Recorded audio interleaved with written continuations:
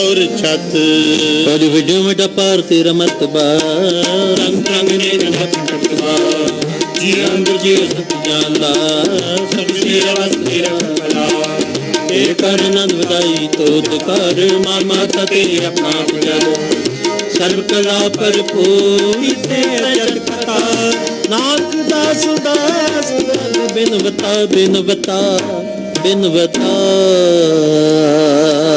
बड़ी वड्डी हूँ वड्डा अपार तेरा मर्तबा रंग प्रंग अनेक न जापन करतबा जिया अंदर जियो सब किस जान ला सब किस तेरे वस तेरा कर भला तेरे घर आनंद वधाए तुद घर मान महता तेज अपना आप चर सर्व कला भरपूर दी से जत कता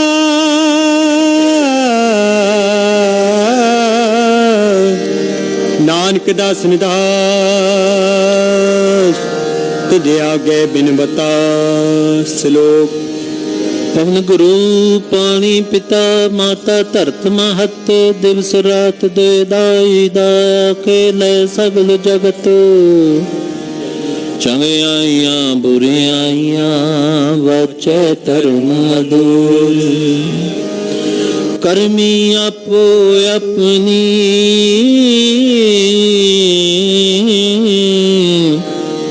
के नेड़े के दूर जिनी नाम ते आया गए मशक्कत काल नानक ते मुख उजले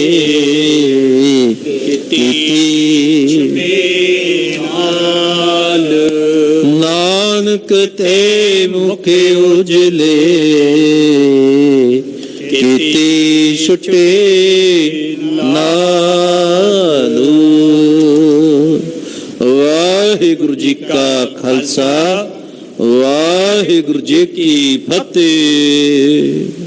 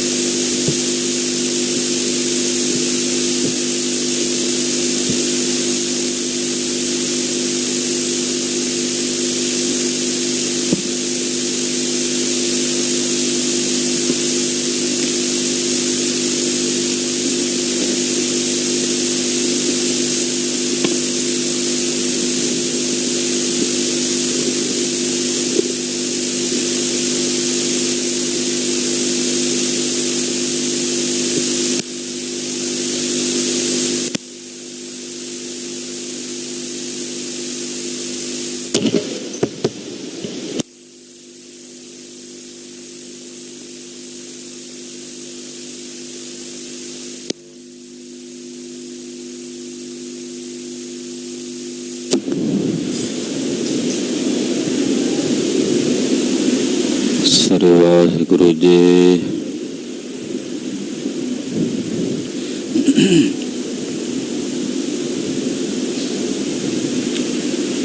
गुरु नानक पाद पाद सिमरो अंगद दुख गुर अमरदास हृदय ਨਿਤ ਧਿਆਵੋ ਹਿਰਦੈ ਸ਼੍ਰੀ ਗੁਰੂ ਰਾਮਦਾਸ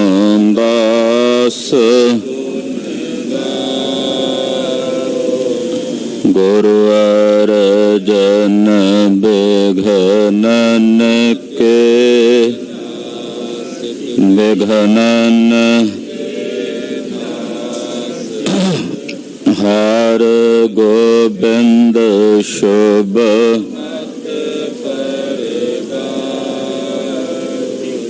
ਸ਼੍ਰੀ ਹਰਿ ਰਾਏ ਨਮੋ ਕਰ ਜੋਰੀ ਨਮੋ ਕਰ ਜੋਰੀ ਸ੍ਰੀ ਹਰਿ ਕ੍ਰਿਸ਼ਨ ਮਨਾਉ ਬਹੋਰੀ ਤੇਗ ਬਹਾਦਰ ਪਰਮ ਕਿਰਪਾਲ ਵਾਹਿਗੁਰੂ ਪਰਮ ਕਿਰਪਾਲਾ ਸ਼੍ਰੀ ਗੁਰੂ ਗੋਬਿੰਦ ਸਿੰਘ ਬਿਸਾਲਾ ਤਰੋ ਤਰਾ ਪਰ ਪੁਨ ਪੁਨ ਸੀਸਾ ਗੁਰ ਪੁਨ ਪੁਨ ਸੀਸਾ ਬੰਦੋ ਬਾਰ ਬਾਰ ਜਗਦੀਸਾ ਏਕੰਕਾਰ ਸਤਿਗੁਰੂ ਤੇਹ ਪ੍ਰਸਾਦ ਸਚ ਹੋਏ ਵਾਹਿਗੁਰੂ ਜੀ ਕੀ ਫਤਿਹ ਹੈ ਬੇਗਨ ਬਿਨਾਸਨ ਸੋਏ ਵਾਹਿਗੁਰੂ ਜੀ ਕੀ ਫਤਿਹ ਬੇਗਨ ਬਿਨਾਸਨ ਸੋਏ ਸਤਨਾਮ ਸ੍ਰੀ ਵਾਹਿਗੁਰੂ ਸਾਹਿਬ ਜੀਓ ਦੋਹਰਾ ਮਾਲੀ ਨੇ ਮੋਏ ਪੁੱਛਿਓ ये पी मोए सुनाए बंदे को मरवाए कह रहे हो खाल सो जाए। वाहिगुरु जी का खालसा वाहिगुरु जी की फतेह। परम सत्कार योग सम्मान योग गुरु की साजी और नवाजी हुई गुरु का खास रूप गुरु खालसा साध संगत जियो वडभागी हर संगत पावै भागहीन भरम चोटां खावै। वड्डियां भागां वाले हो के सतगुरु नौवें पातशाह तिलक ते जंजू दे राखे जगत गुरु श्री गुरु तेग बहादुर साहब जी महाराज जी दे पावन पवित्र चरण छो प्राप्त इतिहासक स्थान ते हाजरियां भर के जगत गुरु श्री गुरु ग्रंथ साहब जी महाराज जी की पवित्र पावन हजूरी विच जुड़ के चल रहे गुरु पंथ दे इतिहास की लड़ीवार कथा आप जी बहुत ही अदब सत्कार ते शरधा सहित सरवण कर रहे। ये साडे पुरखियां दा साडे बजुर्गां दा इतिहास है। इतिहास विच जो जो घटिया है उस इतिहास विच जो जो वरतिया है उहदा बड़े बखूबी ढंग नाल वर्णन भाई रतन सिंह भंगू जी ने कीता। जे आपां सिख इतिहास दे ग्रंथ की गल करिए तो सब तो पहला सिख इतिहास का ग्रंथ ये प्राचीन पंथ प्रकाश ही है। बाकी जितने सिख इतिहास के ग्रंथ लिखे गए ने हाँ गुर इतिहास ते सिख इतिहास इनू आपां दो हिस्सियां विच जे वंडीए ਗੁਰ ਇਤਿਹਾਸ ਬਾਰੇ ਲਿਖਣ ਵਾਲੇ ਤਾਂ ਬਹੁਤ ਵਿਦਵਾਨ ਸਨ। ਗੁਰਬਿਲਾਸ ਲਿਖੇ ਗਏ, ਸ਼੍ਰੀ ਗੁਰ ਸੋਭਾ ਲਿਖਿਆ ਗਿਆ, ਜਨਮ ਸਾਖੀਆਂ ਲਿਖੀਆਂ ਗਈਆਂ। ਫਿਰ ਗੁਰ ਪ੍ਰਤਾਪ ਸੂਰਜ ਪ੍ਰਕਾਸ਼ ਗ੍ਰੰਥ ਭਾਈ ਸੰਤੋਖ ਸਿੰਘ ਸਾਹਿਬ ਜੀ ਨੇ ਲਿਖਿਆ, ਮਹਿਮਾ ਪ੍ਰਕਾਸ਼ ਲਿਖਿਆ ਗਿਆ। ਪਰ ਜਦੋਂ ਸਿੱਖ ਇਤਿਹਾਸ ਦੀ ਬਾਤ ਕਰੀਏ ਤਾਂ ਸਿੱਖ ਇਤਿਹਾਸ ਦਾ ਸ਼੍ਰੋਮਣੀ ਗ੍ਰੰਥ ਇਹ ਪ੍ਰਾਚੀਨ ਪੰਥ ਪ੍ਰਕਾਸ਼ ਹੈ, ਜਿਹਦੀ ਆਪਾਂ ਕਥਾ ਵਿਚਾਰ ਰਹੇ ਹਾਂ। ਔਰ ਇਹ ਗ੍ਰੰਥ ਸ਼੍ਰੋਮਣੀ ਗੁਰਦੁਆਰਾ ਪ੍ਰਬੰਧਕ ਕਮੇਟੀ ਦੇ ਅਧੀਨ ਜੋ ਚੱਲ ਰਹੀਆਂ ਪੁਸਤਕਾਂ ਦੀਆਂ ਦੁਕਾਨਾਂ ਹਨ ਪ੍ਰਦਰਸ਼ਨੀ ਦੀਆਂ, ਉੱਥੋਂ ਪ੍ਰਾਪਤ ਵੀ ਹੋ ਜਾਂਦਾ ਹੈ। ਭਾਈ ਸਾਹਿਬ ਭਾਈ ਰਤਨ ਸਿੰਘ ਜੀ ਦੱਸ ਰਹੇ ਨੇ ਕਿ ਬਾਬਾ ਬੰਦਾ ਸਿੰਘ ਬਹਾਦਰ ਦੀ ਸ਼ਹਾਦਤ ਹੋਈ, ਬੜੀ ਲਾਸਾਨੀ ਸ਼ਹਾਦਤ ਸੀ ਕਿ 4 ਸਾਲ ਦਾ ਬੱਚਾ ਉਹਨਾਂ ਦੀ ਗੋਦੀ 'ਚ ਰੱਖ ਕੇ ਕਤਲ ਕੀਤਾ ਗਿਆ। ਬਾਬਾ ਜੀ ਦੇ ਨੇਤਰ ਕੱਢ ਦਿੱਤੇ ਗਏ, ਹੱਥ ਪੈਰ ਕੱਟ ਦਿੱਤੇ ਗਏ, ਜਮੂਰਾਂ ਨਾਲ ਮਾਸ ਨੋਚਿਆ ਗਿਆ, ਘੋੜਿਆਂ ਨਾਲ ਘਸੀਟ ਕੇ ਅਨੇਕਾਂ ਤਸੀਹਾਂ ਨੂੰ ਆਪਣੇ ਸਰੀਰ ਤੇ ਝੱਲਦਿਆਂ ਬਾਬਾ ਬੰਦਾ ਸਿੰਘ ਜੀ ਨੇ ਸ਼ਹਾਦਤ ਦਾ ਜਾਮ ਪ੍ਰਾਪਤ ਕੀਤਾ। ਉਹਨਾਂ ਦੇ ਨਾਲ ਦੇ 740 ਸਿੰਘ ਜਿਨ੍ਹਾਂ ਨੇ ਸ਼ਹੀਦੀ ਪ੍ਰਾਪਤ ਕੀਤੀ, ਔਰ ਉਹ 740 ਸਿੰਘ ਜਿੰਨੇ ਵੀ ਸਨ ਸੰਪੂਰਨ ਸਿੰਘ, ਕਿਸੇ ਨੇ ਵੀ ਆਪਣਾ ਸਿੱਖੀ ਸਿਦਕ ਤੇ ਧਰਮ ਨਹੀਂ ਹਾਰਿਆ। ਸਭ ਨੇ ਆਪਣਾ ਸਿੱਖੀ ਸਿਦਕ ਅੰਤਲੇ ਕੇਸਾਂ ਸਵਾਸਾਂ ਨਾਲ ਨਿਭਾਇਆ। ਉਹਨਾਂ ਸਮੂਹ ਸ਼ਹੀਦਾਂ ਦਾ ਜ਼ਿਕਰ ਕੀਤਾ। ਇਹ ਸਾਰੀ ਕਥਾ ਅੰਗਰੇਜ਼ ਅਫਸਰ ਕੈਪਟਨ ਮਰੇ ਨੂੰ ਭਾਈ ਰਤਨ ਸਿੰਘ ਜੀ ਨੇ ਸੁਣਾਈ ਸੀ, ਤੇ ਸੁਣ ਕੇ ਕੈਪਟਨ ਮਰੇ ਵੀ ਹੈਰਾਨ ਸੀ ਕਿ ਇਹੋ ਜਿਹਾ ਇਤਿਹਾਸ ਹੈ ਇਹਨਾਂ ਦਾ, ਕਿ ਮੈਨੂੰ ਤਾਂ ਬੂਟੇ ਸ਼ਾਹ ਮੌਲਵੀ ਨੇ ਕੁਝ ਹੋਰ ਹੀ ਸਰਵਣ ਕਰਾਇਆ ਸੀ। ਉਤਸੁਕਤਾ ਨਾਲ ਪੁੱਛਦਾ ਤੇ ਭਾਈ ਰਤਨ ਸਿੰਘ ਜੀ ਉਹਨੂੰ ਜਵਾਬ ਦੇ ਰਹੇ ਨੇ। ਆਓ, ਬਾਬਾ ਬੰਦਾ ਸਿੰਘ ਬਹਾਦਰ ਦੀ ਸ਼ਹਾਦਤ ਤੋਂ ਬਾਅਦ ਇੱਕ ਵਾਰ ਜਿਹੜੇ ਸਿੰਘ ਸਨ ਉਹ ਤਕਰੀਬਨ 2 ਧੜਿਆਂ ਵਿੱਚ ਵੰਡੇ ਗਏ, ਇੱਕ ਬੰਦਈ ਖਾਲਸਾ, ਇੱਕ ਤੱਤ ਖਾਲਸਾ। ਉਹਦਾ ਥੋੜਾ ਜਿਹਾ ਜ਼ਿਕਰ ਇੱਥੇ ਭਾਈ ਰਤਨ ਸਿੰਘ ਜੀ ਕਰ ਰਹੇ ਨੇ, ਕਿਉਂਕਿ ਸੁਭਾਵਕ ਹੈ ਜਦੋਂ ਕੋਈ ਮਹਾਂਪੁਰਸ਼ ਮਹਾਤਮਾ ਇਸ ਸੰਸਾਰ ਦੇ ਵਿੱਚ ਹੁੰਦਾ ਹੈ,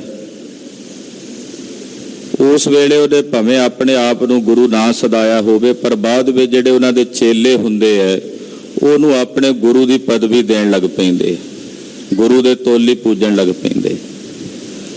ਸਾਡੇ ਵੇਖਦਿਆਂ ਬਹੁਤ ਸਾਰੇ ਸਾਡੇ ਸਮਾਜ ਦੇ ਵਿੱਚ ਇਹੋ ਜਿਹੇ ਫਿਰਕੇ ਉੱਠੇ। ਉਹ ਆਮ ਕਰਕੇ ਮੈਨੂੰ ਨਾਂ ਲੈਣ ਦੀ ਵੀ ਜ਼ਰੂਰਤ ਨਹੀਂ ਕਿ ਉਹਨਾਂ ਨੇ ਆਪਣੇ ਜੀਵਤ ਕਾਲ ਦੇ ਵਿੱਚ ਆਪਣੇ ਆਪ ਨੂੰ ਗੁਰੂ ਨਹੀਂ ਸਦਾਇਆ, ਪਰ ਬਾਅਦ ਵਿੱਚ ਉਹਨਾਂ ਦੇ ਚੇਲਿਆਂ ਨੇ ਉਹਨਾਂ ਨੂੰ ਗੁਰੂ ਧਾਰਨ ਕਰ ਲਿਆ ਵੀ ਇਹ ਤਾਂ ਸਾਡੇ ਗੁਰੂ ਹੀ ਨੇ। ਉਹ ਜਿਵੇਂ ਕਹਿੰਦੇ ਆ ਨਾ, ਪੀਰ ਨਹੀਂ ਉੱਡਦੇ ਮੁਰੀਦ ਉਡਾਇਆ ਕਰਦੇ। ਉਹਨਾਂ ਦੀ ਆਪਣੀ ਭਾਵਨਾ ਹੁੰਦੀ ਤੇ ਉਹ ਭਾਵਨਾ ਫਿਰ ਸਾਰੇ ਪੰਥ ਦੇ ਉੱਤੇ ਥੋਪਣਾ ਚਾਹੁੰਦੇ ਹੁੰਦੇ। ਉੱਥੇ ਆ ਕੇ ਫਿਰ ਤੱਤ ਖਾਲਸੇ ਤੇ ਬੰਦਈ ਖਾਲਸੇ ਦਾ ਵਖਰੇਵਾਂ ਪਿਆ, ਪਰ ਉਹਦਾ ਸੁਲਝਾ ਵੀ ਹੋਇਆ। ਭਾਈ ਮਨੀ ਸਿੰਘ ਜੀ ਵਰਗੇ ਮਹਾਨ ਗੁਰਮੁਖਾਂ ਨੇ ਵਿੱਚ ਪੈ ਕੇ ਉਸ ਮਸਲੇ ਨੂੰ ਪੂਰਨ ਤੌਰ ਤੇ ਸੁਲਝਾਇਆ ਵੀ ਹੈ। ਆਓ ਮਨ ਬਿਰਤੀਆਂ ਇਕਾਗਰ ਕਰੀਏ। ਗੁਰੂ ਪੰਥ ਦਾ ਇਹ ਪਾਵਨ ਪਵਿੱਤਰ ਇਤਿਹਾਸ ਹੈ। ਸਰਵਣ ਕਰਨ ਤੋਂ ਪਹਿਲਾਂ ਗੁਰੂ ਚਰਨਾਂ ਵਿੱਚ ਹਾਜ਼ਰੀਆਂ ਲਵਾਉਂਦੇ ਆਖੀਏ ਜੀ, ਸਤਨਾਮ ਸ੍ਰੀ ਵਾਹਿਗੁਰੂ ਸਾਹਿਬ ਜੀ, ਸਤਨਾਮ ਸ੍ਰੀ ਵਾਹਿਗੁਰੂ ਸਾਹਿਬ ਜੀ। ਦੋਹਰਾ ਮਾਲੀ ਨੇ ਮੋਏ ਪੁੱਛਿਓ, ਇਹ ਪੀ ਮੋਏ ਸੁਨਾਏ। ਕੈਪਟਨ ਮਰੇ ਨੇ ਉਸ ਵੇਲੇ ਭਾਈ ਰਤਨ ਸਿੰਘ ਜੀ ਕੋਲੋਂ ਪੁੱਛਿਆ ਜਦੋਂ ਬਾਬਾ ਬੰਦਾ ਸਿੰਘ ਜੀ ਦੀ ਸ਼ਹਾਦਤ ਦਾ ਪ੍ਰਸੰਗ ਭਾਈ ਰਤਨ ਸਿੰਘ ਹੋਣਾ ਨੇ ਸੁਣਾਇਆ, ਸੁਣ ਕੇ ਕੈਪਟਨ ਮਰੇ ਪੁੱਛਣ ਲੱਗਾ, ਬੰਦੇ ਕੋ ਮਰਵਾਏ ਕਹਿ ਰਿਓ ਖਾਲਸੋ ਜਾਏ। ਇਹ ਬਾਬਾ ਬੰਦਾ ਸਿੰਘ ਦੀ ਸ਼ਹਾਦਤ ਤੋਂ ਬਾਅਦ ਜਦੋਂ ਸ਼ਹੀਦ ਹੋ ਗਏ, ਉਸ ਤੋਂ ਬਾਅਦ ਖਾਲਸੇ ਦਾ ਕੀ ਬਣਿਆ? ਖਾਲਸਾ ਕਿੱਥੇ ਜਾ ਕੇ ਰਿਹਾ, ਕਿੱਥੇ ਵਿਚਰਿਆ? ਜਿਹੜੇ ਬਾਬਾ ਬੰਦਾ ਸਿੰਘ ਜੀ ਦੇ ਨਾਲ ਜੁੜੇ ਹੋਏ ਉਹਨਾਂ ਦੇ ਅਨੁਯਾਈ ਸਨ, ਬੰਦਈ ਆਪਣੇ ਆਪ ਨੂੰ ਕਹਾਉਂਦੇ ਸਨ, ਉਹਨਾਂ ਦਾ ਕੀ ਬਣਿਆ? ਉਹ ਸਾਰਾ ਪ੍ਰਸੰਗ ਹੁਣ ਮੈਨੂੰ ਸਰਵਣ ਕਰਾਓ। ਚੋਪਈ ਤੋ ਮਾਲੀ ਸੋ ਮੈਂ ਯੋ ਕਹਿਓ। ਭਾਈ ਰਤਨ ਸਿੰਘ ਜੀ ਕਹਿੰਦੇ ਕੈਪਟਨ ਮਰੇ ਨੂੰ ਫਿਰ ਉਸ ਵੇਲੇ ਮੈਂ ਸਾਰੀ ਗੱਲ ਸਮਝਾਈ, ਪੰਥ ਦਾ ਜਿਹੜਾ ਇਤਿਹਾਸ ਹੈ ਉਹ ਸਰਵਣ ਕਰਾਇਆ। ਇਸੀ ਦੇਸ਼ ਮੈਂ ਖਾਲਸਾ ਰਿਓ। ਆਖਿਆ ਕੈਪਟਨ ਮਰੇ, ਬਾਬਾ ਬੰਦਾ ਸਿੰਘ ਦੀ ਸ਼ਹੀਦੀ ਤੋਂ ਬਾਅਦ ਖਾਲਸਾ ਕਿਤੇ ਦੂਜੇ ਦੇਸ਼ ਨਹੀਂ ਸੀ ਟੁਰ ਗਿਆ, ਇਸੇ ਦੇਸ਼ ਵਿੱਚ ਹੀ ਰਿਹਾ। ਕਿਤੇ ਮਨ 'ਚ ਤੇਰੇ ਭਰਮ ਪੈ ਗਿਆ ਹੋਵੇ ਵੀ ਖਾਲਸਾ ਸ਼ਾਇਦ ਇਸ ਦੇਸ਼ ਨੂੰ ਛੱਡ ਕੇ ਚਲਾ ਗਿਆ ਹੋਣਾ। ਕਿਉਂ ਛੱਡਦਾ? ਇਹ ਦੇਸ਼ ਖਾਲਸੇ ਦਾ ਵੀ ਹੈ, ਜਨਮ ਭੂਮੀ ਆ ਖਾਲਸੇ ਦੀ। ਤੂੰ ਇਸ ਦੇਸ਼ ਨੂੰ ਖਾਲਸਾ ਕਿਉਂ ਤਿਆਗਦਾ? ਉਹ ਛੱਡ ਕੇ ਨਹੀਂ ਗਿਆ ਖਾਲਸਾ ਇਸ ਦੇਸ਼ ਨੂੰ, ਇਸੇ ਦੇਸ਼ ਦੇ ਵਿੱਚ ਰਿਹਾ।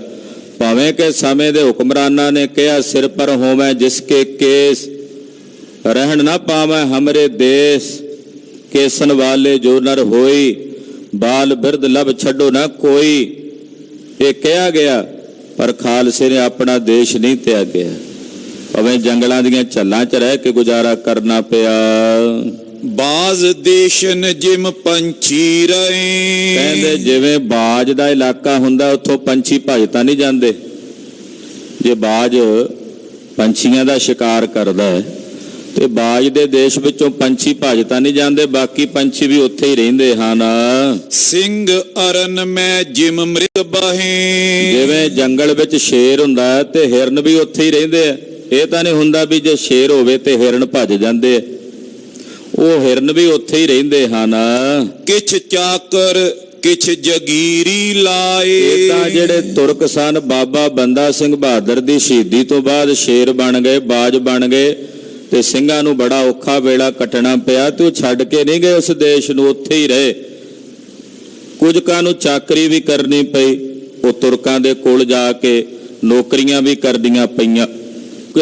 ਕੁਝ ਕਾਂ ਨੂੰ ਜਿਹੜੀਆਂ ਜਗੀਰਾਂ ਸਨ ਉਹ ਮੱਲੀਆਂ ਹੋਈਆਂ, ਉਹ ਉਹਨਾਂ ਨੇ ਲੈ ਲਈਆਂ। ਕਿਛ ਧਰਮਸਾਲਨ ਕਿਛ ਬੁੰਗੀ ਬਹਾਏ। ਕੁਝ ਗੁਰੂ ਘਰਾਂ ਵਿੱਚ, ਧਰਮਸ਼ਾਲਾਵਾਂ ਵਿੱਚ ਕੁਝ ਬੂੰਗੇ ਬਣੇ ਹੁੰਦੇ ਸਨ ਪੁਰਾਤਨ ਸਿੰਘਾਂ ਦੇ, ਉਹਨਾਂ ਬੂੰਗਿਆਂ ਦੇ ਵਿੱਚ ਰਹਿਣ ਲੱਗ ਪਏ। ਕਿਤਨਨ ਖੇਤੀ ਸਾਫ਼ ਕਰਾਈ। ਕਈਆਂ ਨੇ ਜਾ ਕੇ ਆਪੋ ਖੇਤ ਸਾਂਭੇ ਆਪਣੇ, ਜੰਗਾਂ ਯੁੱਧਾਂ ਤੋਂ ਥੋੜਾ ਜਿਹਾ ਵੇਲ ਮਿਲਿਆ ਸੀ, ਤੇ ਨਗਰਾਂ ਪਿੰਡਾਂ ਵਿੱਚ ਜਾ ਕੇ ਆਪਣਾ ਜ਼ਿਮੀਂਦਾਰਾ ਕਰਨ ਲੱਗ ਪਏ, ਖੇਤ ਸਾਂਭਣ ਲੱਗ ਪਏ। ਖੇਤ ਜਿਹੜੇ ਸਨ ਉਜਾੜ ਬਣ ਚੁੱਕੇ ਸੀ ਸਿੰਘਾਂ ਦੇ, ਉਹ ਤਾਂ ਜੰਗ ਯੁੱਧਾਂ 'ਚ ਹੀ ਰਹੇ ਨੇ, ਪਿੱਛੇ ਖੇਤ ਕਿਹਨੇ ਸਾਂਭਣੇ ਸੀ? ਉਹਨਾਂ ਖੇਤਾਂ ਦੀ ਜਾ ਕੇ ਸਫਾਈ ਕਰਾਈ। ਘਾਹ ਕੰਡਾ ਹੋ ਚੁੱਕਾ ਸੀ ਖੇਤਾਂ 'ਚ, ਉਹ ਸਫਾਈ ਕਰਾ ਕੇ ਆਪਣੀ ਖੇਤੀ ਕਰਨ ਲੱਗੇ। ਇਮ ਪੀ ਤੁਰਕਨ ਲੈ ਕਿਤਕ ਛਲਾਈ। ਤੇ ਕਈਆਂ ਨੂੰ ਤੁਰਕਾਂ ਨੇ ਜਾਣ ਬੁੱਝ ਕੇ ਥੋੜੇ ਸਮੇਂ ਲਈ ਜਗੀਰਾਂ ਦੇ ਕੇ ਢਿੱਲਾ ਛੱਡ ਦਿੱਤਾ ਕਿ ਜਦੋਂ ਮੌਕਾ ਹੋਵੇਗਾ ਤੇ ਜਗੀਰਾਂ ਖੋਹ ਲਵਾਂਗੇ। ਦੋਹਰਾ ਤਤ ਖਾਲਸੋ ਜੋ ਹੁਤੋ ਤਿਨ ਖਾਈ ਛਲਾਈ ਨਾਏ। ਪਰ ਜਿਹੜਾ ਤਤ ਖਾਲਸਾ ਸੀ ਨਾ, ਤਤ ਖਾਲਸਾ ਨਹੀਂ ਛਲਿਆ ਗਿਆ ਕਿਸੇ ਤੁਰਕ ਕੋਲੋਂ। ਉਹ ਐਨ ਤਿਆਰ ਬਰ ਤਿਆਰ ਰਹੇ, ਜਿਨ੍ਹਾਂ ਨੂੰ ਭੁਜੰਗੀਆਂ ਦਾ ਪੰਥ ਕਹਿੰਦੇ ਭਾਈ ਰਤਨ ਸਿੰਘ। ਤਤ ਖਾਲਸਾ ਨਹੀਂ ਛਲਿਆ ਗਿਆ। ਕੁਝ ਕੁ ਵਿੱਚੋਂ ਬੰਦੇ ਛਲੇ ਗਏ ਹੋਣਗੇ ਵੀ ਜਿਨ੍ਹਾਂ ਨੂੰ ਜਗੀਰਾਂ ਵਗੈਰਾ ਮਿਲ ਗਈਆਂ ਤੇ ਉਹ ਸ਼ਾਂਤ ਹੋ ਕੇ ਬਹਿ ਗਏ, ਪਰ ਜਿਹੜਾ ਤਤ ਖਾਲਸਾ ਸੀ ਉਹ ਨਹੀਂ ਕਿਸੇ ਕੋਲੋਂ ਛਲਿਆ ਗਿਆ। ਨੰਗ ਭੁੱਖ ਦੁੱਖ ਸਿਰ ਸਹੇ ਮਰਨੋ ਨਾ ਸੰਕਾਏ। ਉਹ ਆਪਣੇ ਤਨ ਦੇ ਉੱਤੇ ਨੰਗ ਭੁੱਖ ਦੋਵੇਂ ਹੀ ਸਹਿੰਦੇ ਨੇ ਤੇ ਮਰਨ ਦਾ ਮਨ 'ਚ ਡਰ ਤੇ ਖੌਫ ਨਹੀਂ ਰੱਖਦੇ। ਆਪਾਂ ਹੁਣ ਜਿੰਨੇ ਵੀ ਬੈਠੇ ਆ, ਸਮੁੱਚਾ ਖਾਲਸਾ ਪੰਥ ਜਿਹੜਾ ਨਾ, ਇਹ ਤਤ ਖਾਲਸੇ ਦਾ ਵਾਰਸ ਆ। ਆਪਾਂ ਸਾਰੇ ਤਤ ਖਾਲਸੇ ਵਾਲੇ ਆ, ਤਤ ਖਾਲਸੇ ਦੇ ਵਾਰਸ ਆ। ਤੋ ਕਹਿਣ ਲੱਗੇ ਕਿ ਤਤ ਖਾਲਸਾ ਜਿਹੜਾ ਸੀ ਨਾ, ਉਹਨਾਂ ਨੇ ਨਾ ਤਾਂ ਨੰਗ ਦੀ ਕੋਈ ਪਰਵਾਹ ਕੀਤੀ, ਨਾ ਭੁੱਖ ਦੀ ਪਰਵਾਹ ਕੀਤੀ। ਉਹ ਤਾਂ ਕਲਗੀਧਰ ਦੇ ਚਰਨਾਂ ਤੇ ਇਦਾਂ ਟੇਕ ਰੱਖਦੇ ਸੀ, ਭੁੱਖ ਨੰਗ ਦੀ ਨਾ ਪਰਵਾਹ, ਸਾਨੂੰ ਹੁਕਮ ਹੋਏ ਤੇ ਤੇਗਾਂ ਨੂੰ ਚੱਟੀਏ ਜੀ, ਵੀ ਸਾਨੂੰ ਇਹਦੀ ਕੋਈ ਪਰਵਾਹ ਨਹੀਂ। ਜੰਗ ਦੇ ਮੈਦਾਨ ਵਿੱਚ ਲੜਨ ਵਾਸਤੇ ਤਿਆਰ ਬਰ ਤਿਆਰ ਰਹਿੰਦੇ ਨੇ ਯੋਧੇ।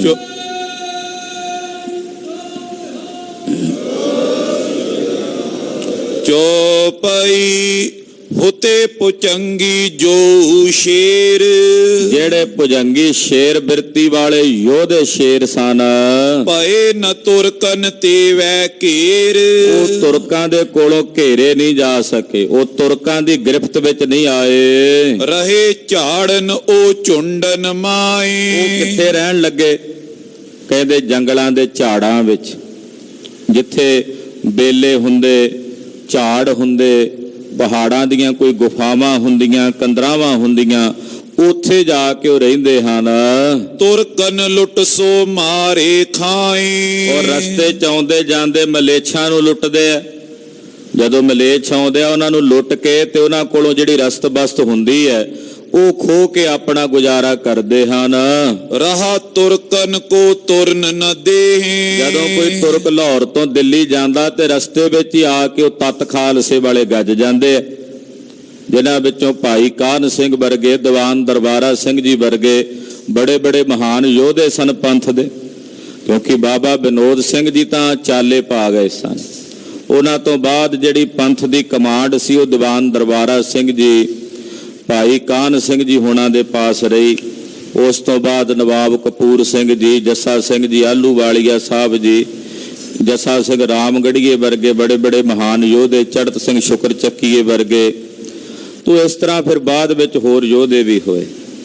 ਤੋ ਇੱਕ ਵਾਰੀ ਬਾਬਾ ਬੰਦਾ ਸਿੰਘ ਜੀ ਤੋਂ ਬਾਅਦ, ਸ਼ਹੀਦੀ ਤੋਂ ਬਾਅਦ ਬਾਬਾ ਵਿਨੋਦ ਸਿੰਘ ਜੀ ਵੀ ਚਾਲੇ ਪਾ ਗਏ ਤੇ ਦੀਵਾਨ ਦਰਬਾਰਾ ਸਿੰਘ ਜੀ ਪੰਥ ਦੇ ਬੜੇ ਨਾਮਵਰ ਵਿਦਵਾਨ ਸਨ ਤੇ ਗੁਰੂ ਕਲਗੀਧਰ ਪਾਤਸ਼ਾਹ ਜੀ ਮਹਾਰਾਜ ਜੀ ਦੇ ਸੇਵਕ ਸਨ।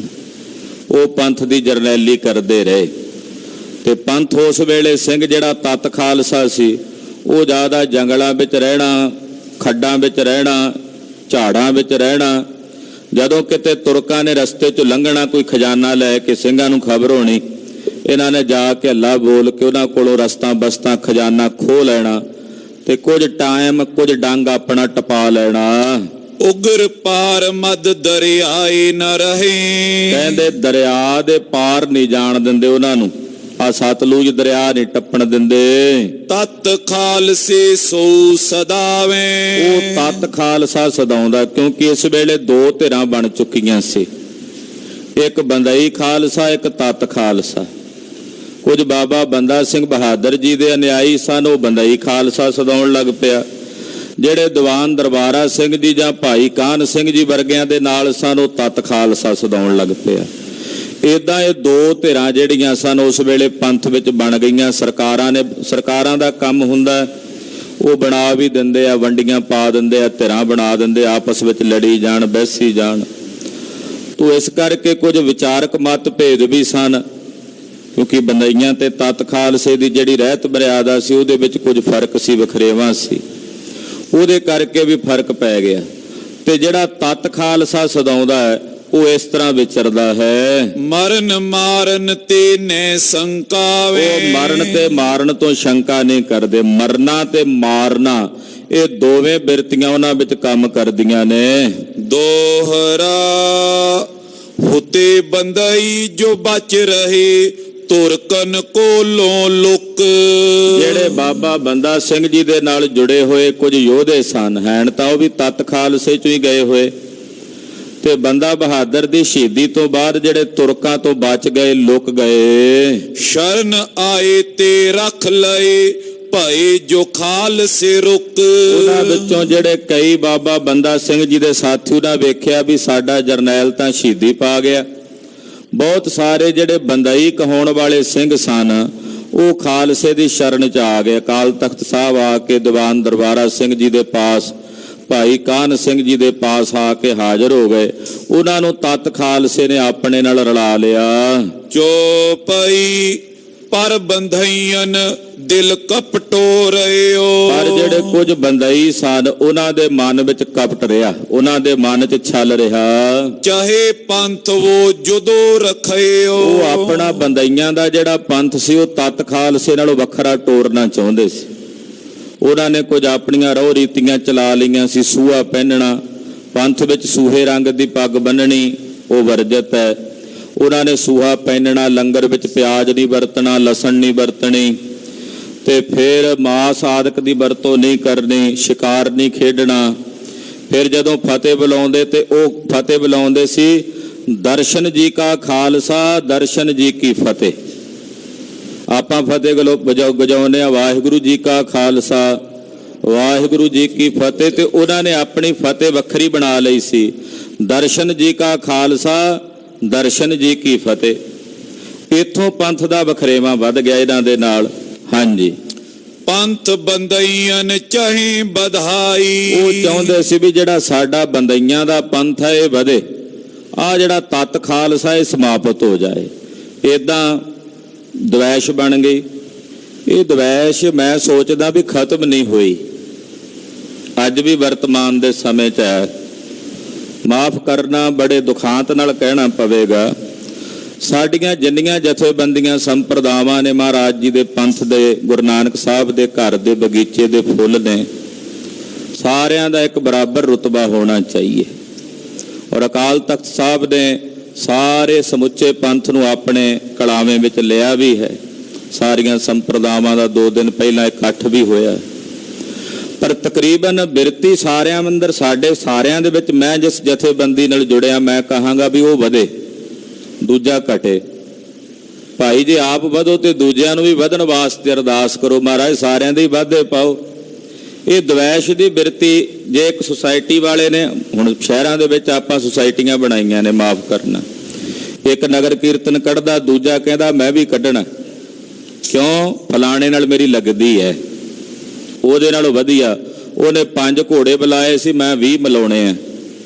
ਉਹਨੇ ਇੱਕ ਬੈਂਡ ਬਾਜੇ ਵਾਲਾ ਸੱਦਿਆ ਸੀ, ਮੈਂ 15 ਸੱਦਣੇ ਆ। ਕੀ ਇੱਕ ਦੂਜੇ ਨੂੰ ਹੇਠੀ ਵਿਖਾਉਣ ਦੀ ਬਿਰਤੀ ਨਹੀਂ ਹੈ ਸਾਡੇ 'ਚ? ਕੀ ਇਹ ਖਤਮ ਤਾਂ ਨਹੀਂ ਹੋਈ?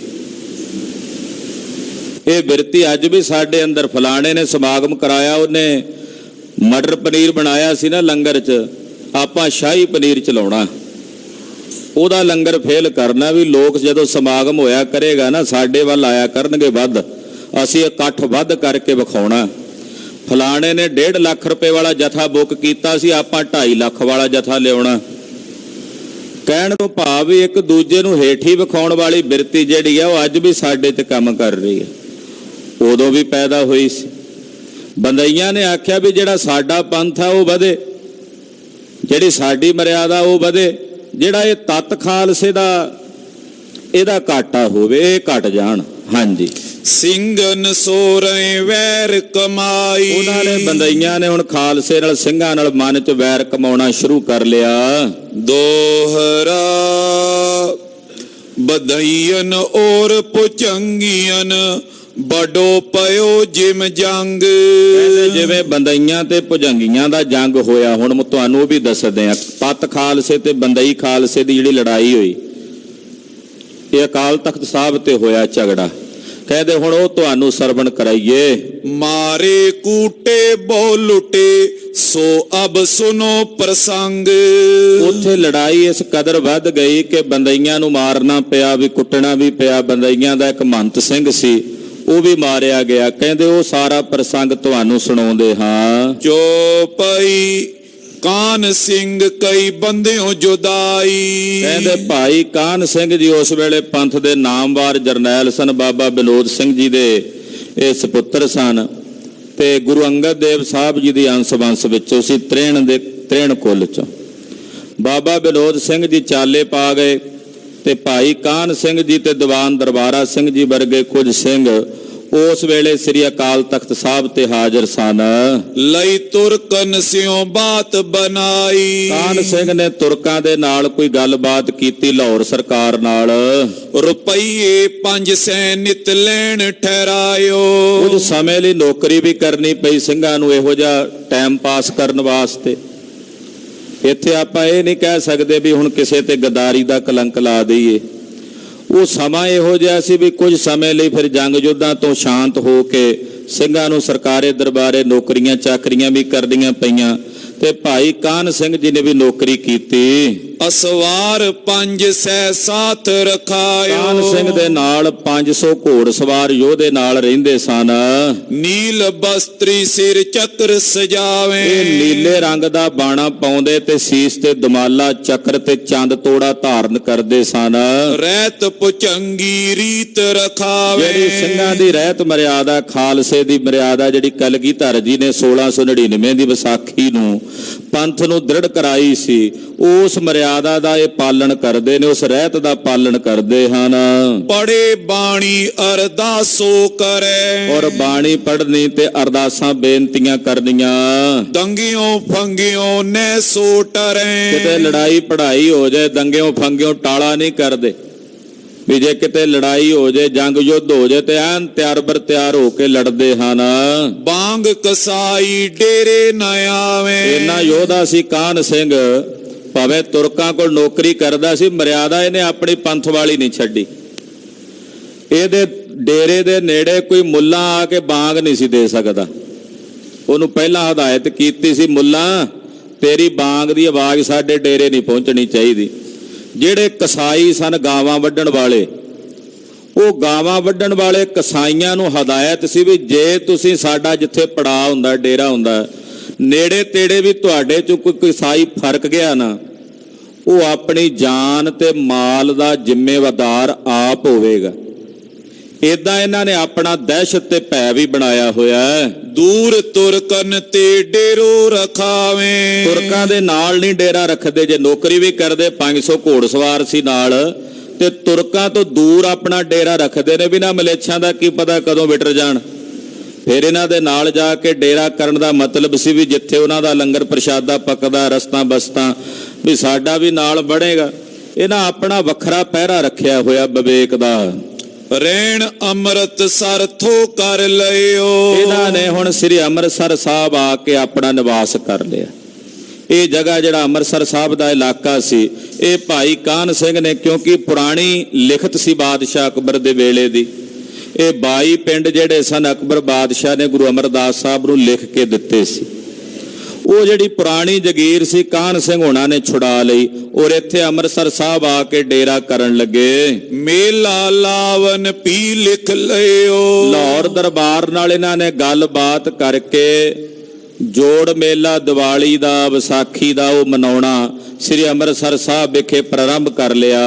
ਟਕੇ ਆਵੇ ਜੋ ਚੜਤੀ ਮਾਏ। ਇਹਨਾਂ ਨੇ ਦੀਵਾਲੀ ਦਾ ਜੋੜ ਮੇਲਾ ਮਨਾਉਣ ਦੀ ਪਰਮਿਸ਼ਨ ਲਈ ਲਾਹੌਰ ਦਰਬਾਰ ਕੋਲੋਂ, ਕਿਉਂਕਿ ਬਹੁਤ ਸਾਲਾਂ ਤੋਂ ਮੇਲਾ ਨਹੀਂ ਸੀ ਲੱਗਿਆ ਅੰਮ੍ਰਿਤਸਰ ਸਾਹਿਬ, ਤੇ ਪੰਥ ਦੇ ਮਨ 'ਚ ਇੱਛਾ ਸੀ ਵੀ ਦੀਵਾਲੀ ਦਾ ਜੋੜ ਮੇਲਾ ਹੋਵੇ ਤੇ ਸਾਰਾ ਪੰਥ, ਸਾਰਾ ਖਾਲਸਾ, ਸਾਰੀਆਂ ਸੰਗਤਾਂ ਸ੍ਰੀ ਅੰਮ੍ਰਿਤਸਰ ਸਾਹਿਬ ਇਕੱਤਰ ਹੋਣ।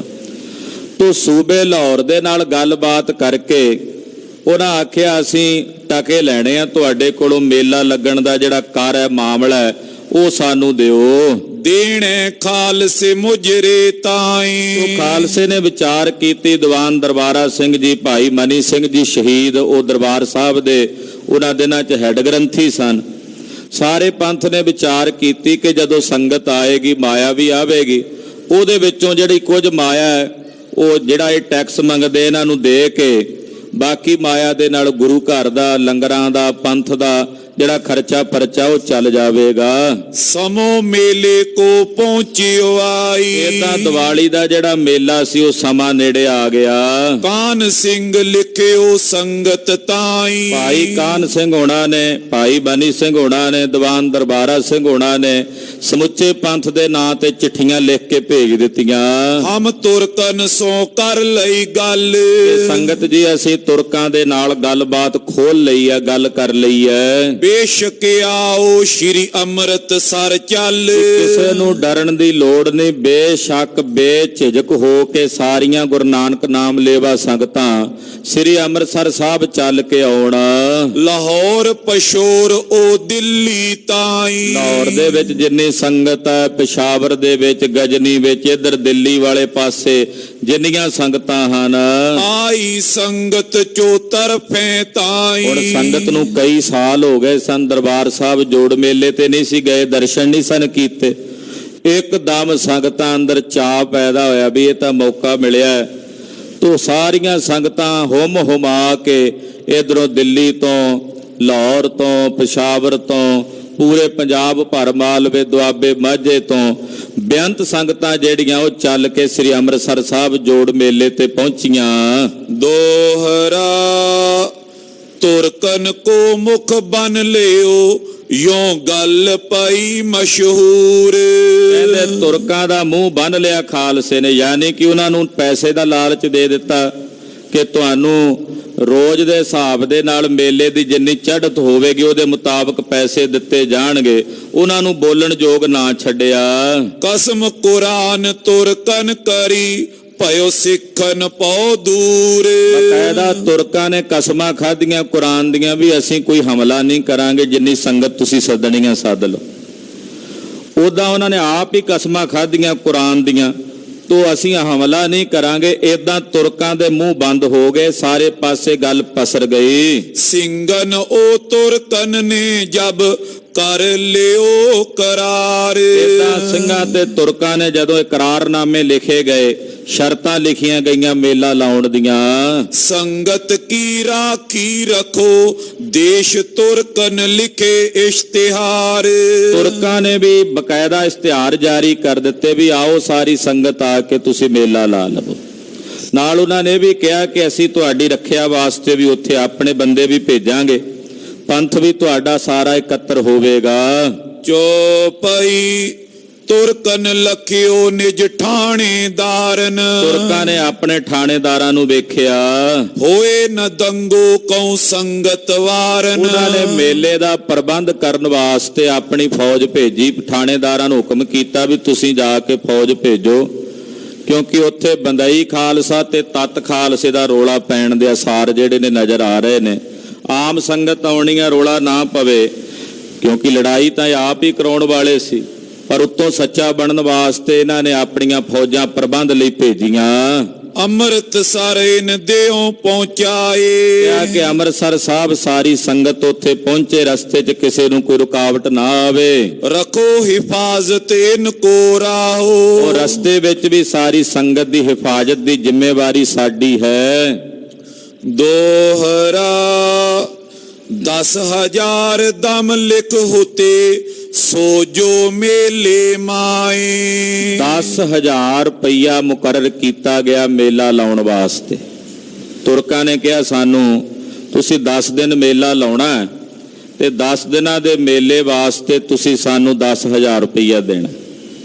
ਸਾਡੀ ਫੌਜ ਆਉਣੀ ਹੈ, ਉੱਥੇ ਉਹਨਾਂ ਦਾ ਵੀ ਖਰਚ ਹੋਣਾ ਤੇ ਅਸੀਂ ਸਾਰਾ ਪ੍ਰਬੰਧ ਵੀ ਕਰਾਂਗੇ। ਰਸਤੇ 'ਚ ਜਿਹੜੀ ਸੰਗਤ ਆਵੇਗੀ ਉਹਨਾਂ ਦੀ ਜਾਨ ਮਾਲ ਦੀ ਵੀ ਰਾਖੀ ਕਰਨ ਦੀ ਜ਼ਿੰਮੇਵਾਰੀ ਸਾਡੀ ਹੈ।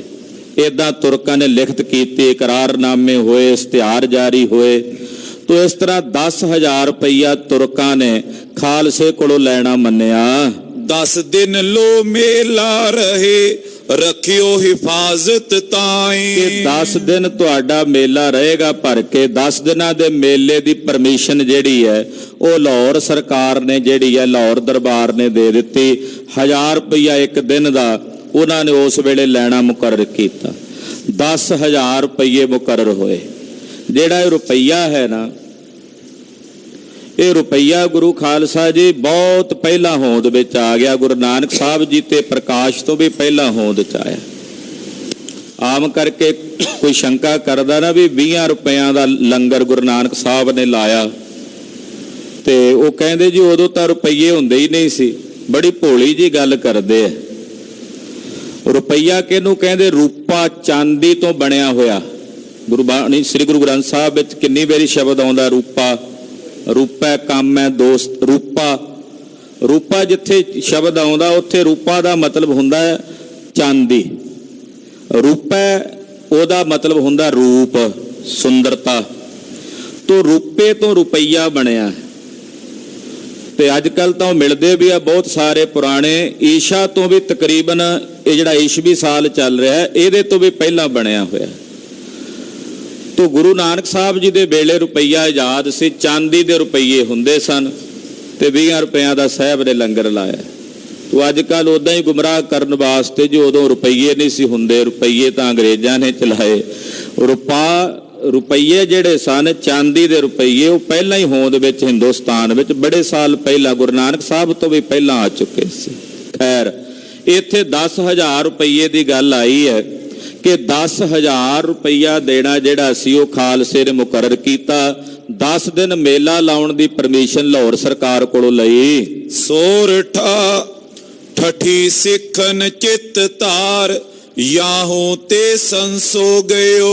ਇਧਰ ਸਿੱਖਾਂ ਦੇ ਮਨ ਦੇ ਵਿੱਚ ਉਹਨਾਂ ਨੇ ਆਖਿਆ ਵੀ ਚਲੋ ਹੁਣ ਸਰਕਾਰ ਦੇ ਬੰਦਿਆਂ ਦੀ ਜੱਜਮੈਂਟ ਵੀ ਹੁੰਦੀ ਆ ਉਹਨਾਂ ਦੀ, ਵੇਖਣ ਵੇਲੇ ਵੀ ਇਹ ਜਿਹੜੇ ਥਾਣੇਦਾਰ ਆਏ ਨੇ ਜਾਂ ਜਿਹੜੇ ਸਿਪਾਹੀ ਆਏ ਨੇ ਉਹਨਾਂ ਦੀ ਨੀਅਤ ਤੋਂ ਪਤਾ ਲੱਗ ਰਿਹਾ ਵੀ ਇਹ ਇੰਨੀ ਮਾੜੀ ਬਿਰਤੀ ਨਾਲ ਨਹੀਂ ਆਏ। ਥੋੜਾ ਜਿਹਾ ਅੰਦਾਜ਼ਾ ਕਈ ਸਿੰਘਾਂ ਦੇ ਮਨ ਚੋਂ ਸੰਸਾ ਦੂਰ ਹੋ ਗਿਆ ਕਿ ਚਲੋ ਆਈ ਹੋਈ ਸੰਗਤ ਦਾ ਕੋਈ ਨੁਕਸਾਨ ਨਹੀਂ ਹੋਵੇਗਾ। ਮਰੇ ਜੋ ਸਤ ਗੁਰਦੁਆਰ, ਜੀਵਨ ਤੇ ਮਰਨੋ ਪਲੋ। ਉਹਦੇ ਸਿੰਘਾਂ ਦੇ ਮਨ ਵਿੱਚ ਇਹ ਸੀ ਵੀ ਚਲੋ ਜੇ ਤੁਰਕ ਵਿਗੜਨਗੇ, ਮਾਰਨਗੇ ਵੀ ਨਾ, ਤੇ ਗੁਰੂ ਰਾਮਦਾਸ ਸਾਹਿਬ ਦੇ ਚਰਨਾਂ ਦੇ ਵਿੱਚ ਸ਼ਹੀਦ ਹੋਵਾਂਗੇ, ਇਹੋ ਜੀ ਮੌਤ ਕਿੱਥੇ ਲੱਭਣੀ ਹੈ। ਵੇਖੋ, ਉਹ ਕਹਿੰਦੇ ਦਰਸ਼ਨ ਤਾਂ ਹੋਣਗੇ ਨਾ। ਹੁਣ ਰਿਸਕ ਵੀ ਸੀ ਵੀ ਤੁਰਕਾਂ ਨੇ ਪ੍ਰਬੰਧ ਕਰਨਾ, ਹਮਲਾ ਵੀ ਕਰ ਸਕਦੇ, ਉਹ ਮਾਰ ਵੀ ਸਕਦੇ ਅੰਦਰ ਘੇਰ ਕੇ। ਇੱਕ ਗੱਲ ਦਾ ਮਨ 'ਚ ਸੰਸਾ ਵੀ ਸੀ। ਫਿਰ ਉਹਨਾਂ ਨੇ ਇਸ਼ਤਿਹਾਰ ਪੜ੍ਹੇ, ਤੁਰਕਾਂ ਦੀਆਂ ਨੀਅਤਾਂ ਵੇਖੀਆਂ ਵੀ ਉਹ ਹਮਲਾ ਕਰਨ ਦੇ ਮੂਡ ਵਿੱਚ ਨਹੀਂ। ਪਰ ਪਈ ਸਿੰਘ ਕਹਿੰਦੇ ਜੇ ਕਰਨਗੇ ਵੀ ਤਾਂ ਕੀ ਹੋ ਜਾਏਗਾ ਖਾਲਸਾ ਜੀ, ਮਰਾਂਗੇ ਹੀ ਨਾ। ਤੇ ਧੰਨ ਗੁਰੂ ਰਾਮਦਾਸ ਸਾਹਿਬ ਦੇ ਦਰਬਾਰ ਦੀ ਪਰਿਕਰਮਾ ਵਿੱਚ ਬੈਠਿਆਂ ਜੇ ਮੌਤ ਵੀ ਆ ਜਾਏ ਤੇ ਇਹੋ ਜੀ ਮੌਤ ਕਿੱਥੇ ਲੱਭਦੀ ਆ ਗੁਰੂ ਖਾਲਸਾ ਜੀ। ਕਹਿੰਦੇ ਫਿਰ ਮਰੋ ਤੋਂ ਹਰਕ ਹੈ, ਦੁਆਰ ਵਾਲੀ ਜਿਹੜੀ ਖੇਡ ਆ ਉਹ ਸਾਨੂੰ ਪ੍ਰਾਪਤ ਹੋਵੇਗੀ। ਚੋਪਈ ਤਬ ਸਿੱਖ ਸੰਗਤ ਬਹੁ ਚੱਲ ਆਏ। ਇਸ ਤਰ੍ਹਾਂ ਸੰਗਤ ਬੇਖੌਫ ਹੋ ਕੇ ਆਈ, ਕਿਉਂਕਿ ਮਨ 'ਚ ਚਾਹ ਇੰਨਾ ਸੀ ਵੀ ਅਸੀਂ ਤਾਂ ਦਰਸ਼ਨਾਂ ਨੂੰ ਜਾਣਾ ਹੀ ਜਾਣਾ ਸਤਿਗੁਰਾਂ ਦੇ ਦਰਬਾਰ ਵਿੱਚ, ਕੁਝ ਹੋ ਜਾਏ। ਇੰਨੇ ਸਾਲ ਹੋ ਗਏ ਨੇ ਮੇਲਾ ਨਹੀਂ ਲੱਗਾ, ਗੁਰੂ ਰਾਮਦਾਸ ਸਾਹਿਬ ਦੇ ਦਰਬਾਰ ਦੇ ਦਰਸ਼ਨ ਨਹੀਂ ਹੋ ਸਕੇ। ਸਿੱਖ ਤਾਂ ਰੋਜ਼ ਅਰਦਾਸ ਇਹੀ ਕਰਦੇ ਨੇ ਕਿ ਬਖਸ਼ੋ ਜੀ ਸ੍ਰੀ ਅੰਮ੍ਰਿਤਸਰ ਸਾਹਿਬ ਜੀ ਦੇ ਦਰਸ਼ਨ ਔਰ ਇਸ਼ਨਾਨ। ਇਹ ਪੰਕਤੀ ਉਹਨਾਂ ਵੇਲਿਆਂ 'ਚ ਖਾਲਸੇ ਨੇ ਪੜ੍ਹਨੀ ਸ਼ੁਰੂ ਕੀਤੀ ਸੀ ਜਦੋਂ ਦਰਬਾਰ ਸਾਹਿਬ ਪਹਿਰੇ ਲੱਗ ਗਏ ਸੀ। ਮੱਸੇ ਰੰਗੜ ਵਰਗਿਆਂ ਨੇ ਆ ਕੇ ਪਹਿਰੇ ਲਾ ਲਏ ਸੀ। ਅਬਦਾਲੀ ਨੇ ਘੇਰਾਬੰਦੀ ਕਰਕੇ ਸਿੰਘਾਂ ਨੂੰ ਆਉਣ ਦੀ ਇਜਾਜ਼ਤ ਨਹੀਂ ਸੀ ਦਿੱਤੀ, ਤੇ ਉਦੋਂ ਖਾਲਸਾ ਅਰਦਾਸਾਂ ਕਰਦਾ ਸੀ ਦਰਬਾਰ ਸਾਹਿਬ ਦੇ ਦਰਸ਼ਨਾਂ ਦੀ। ਹੁਣ ਵੀ ਪੰਥ ਦੇ ਪੂਰੇ ਵਿਸ਼ਵ ਭਰ ਵਿੱਚ ਕੋਨੇ-ਕੋਨੇ 'ਚ ਜਿੱਥੇ ਵੀ ਗੁਰੂ ਨਾਨਕ ਨਾਮ ਲੇਵਾ ਕੋਈ ਸਿੱਖ ਬੈਠਾ ਹੈ, ਉਹ ਸੁਬਾਹ ਸ਼ਾਮ ਅਰਦਾਸ ਵਿੱਚ ਰੋਜ਼ ਇਹ ਮੰਗ ਮੰਗਦਾ ਹੈ, ਬਖਸ਼ੋ ਜੀ ਸ੍ਰੀ ਅੰਮ੍ਰਿਤਸਰ ਸਾਹਿਬ ਜੀ ਦੇ ਦਰਸ਼ਨ ਔਰ ਇਸ਼ਨਾਨ। ਇਹ ਮੰਗ ਮੰਗਦਾ ਹੈ ਖਾਲਸਾ। ਤੋ ਜਦੋਂ ਕਿਤੇ ਸਬੱਬ ਬਣਦਾ, ਸਿੰਘ ਤਿਆਰ ਬਰ ਤਿਆਰ ਹੋ ਕੇ ਗੁਰੂ ਦਰਬਾਰ ਵਿੱਚ ਪਹੁੰਚ ਕੇ ਇਸ਼ਨਾਨ ਕਰਕੇ ਆਉਂਦੇ, ਗੁਰੂ ਰਾਮਦਾਸ ਸਾਹਿਬ ਦੇ ਦਰਬਾਰ ਦੇ ਦਰਸ਼ਨ ਕਰਦੇ। ਤੋ ਇੱਥੇ ਸੰਗਤ ਨੇ ਹੁਣ ਬੇਖੌਫ ਹੋ ਕੇ ਆਉਣਾ ਕੀਤਾ। ਆਨ ਚੜਾਵੇ ਬਹੁਤ ਚੜਾਏ। ਸੰਗਤਾਂ ਨੇ ਦਸਵੰਧ ਦੀ ਮਾਇਆ ਇਕੱਠੀ ਕੀਤੀ ਹੋਈ ਘਰਾਂ ਵਿੱਚ, ਕਿਸੇ ਕੋਲ ਸਾਲ ਦੀ, ਕਿਸੇ ਕੋਲ 2 ਸਾਲ ਦੀ, ਉਹ ਸਾਰੀ ਮਾਇਆ ਲਿਆ ਕੇ ਉਹਨਾਂ ਨੇ ਦਰਬਾਰ ਸਾਹਿਬ ਮਹਾਰਾਜ ਜੀ ਦੇ ਚਰਨਾਂ ਵਿੱਚ ਅਰਪਣ ਕੀਤੀ। ਦਰਬ ਬਹੁਤ ਸੋ ਚੜਤੀ ਕਰੀ। ਚੜਾਵੇ ਦੀ ਕੋਈ ਕਮੀ ਨਹੀਂ ਰਹੀ। ਜਦੋਂ ਸੰਗਤਾਂ ਆਈਆਂ ਤੇ ਚੜਾਵਾ ਵੀ ਬੇਅੰਤ ਆਇਆ। ਦੇ ਤੁਰਕਨ ਬਹੁ ਬਾਕੀ ਤਰੀ। ਉਹ ਸਿੰਘਾਂ ਨੇ ਉਹਦੇ ਵਿੱਚੋਂ ਜਿਹੜਾ 10,000 ਰੁਪਈਆ ਸੀ ਉਹ ਤੁਰਕਾਂ ਨੂੰ ਦੇ ਕੇ ਉਹਦੇ ਵਿੱਚੋਂ ਪਹਿਲਾਂ ਹੀ ਉਹਨਾਂ ਦਾ ਹਿਸਾਬ ਕਿਤਾਬ ਕਰਕੇ ਬਾਕੀ ਜਿਹੜੀ ਮਾਇਆ ਸੀ ਉਹ ਪੰਥ ਨੇ ਰੱਖ ਲਈ। ਦੇਖ ਬੰਦਈਆਂ ਜਲਤੀ ਆਵੇ। ਉਧਰ ਬੰਦਈ ਵੀ ਆਏ ਹੋਏ, ਉਹਨਾਂ ਨੇ ਵੱਖਰਾ ਡੇਰਾ ਕੀਤਾ ਹੋਇਆ ਸੀ।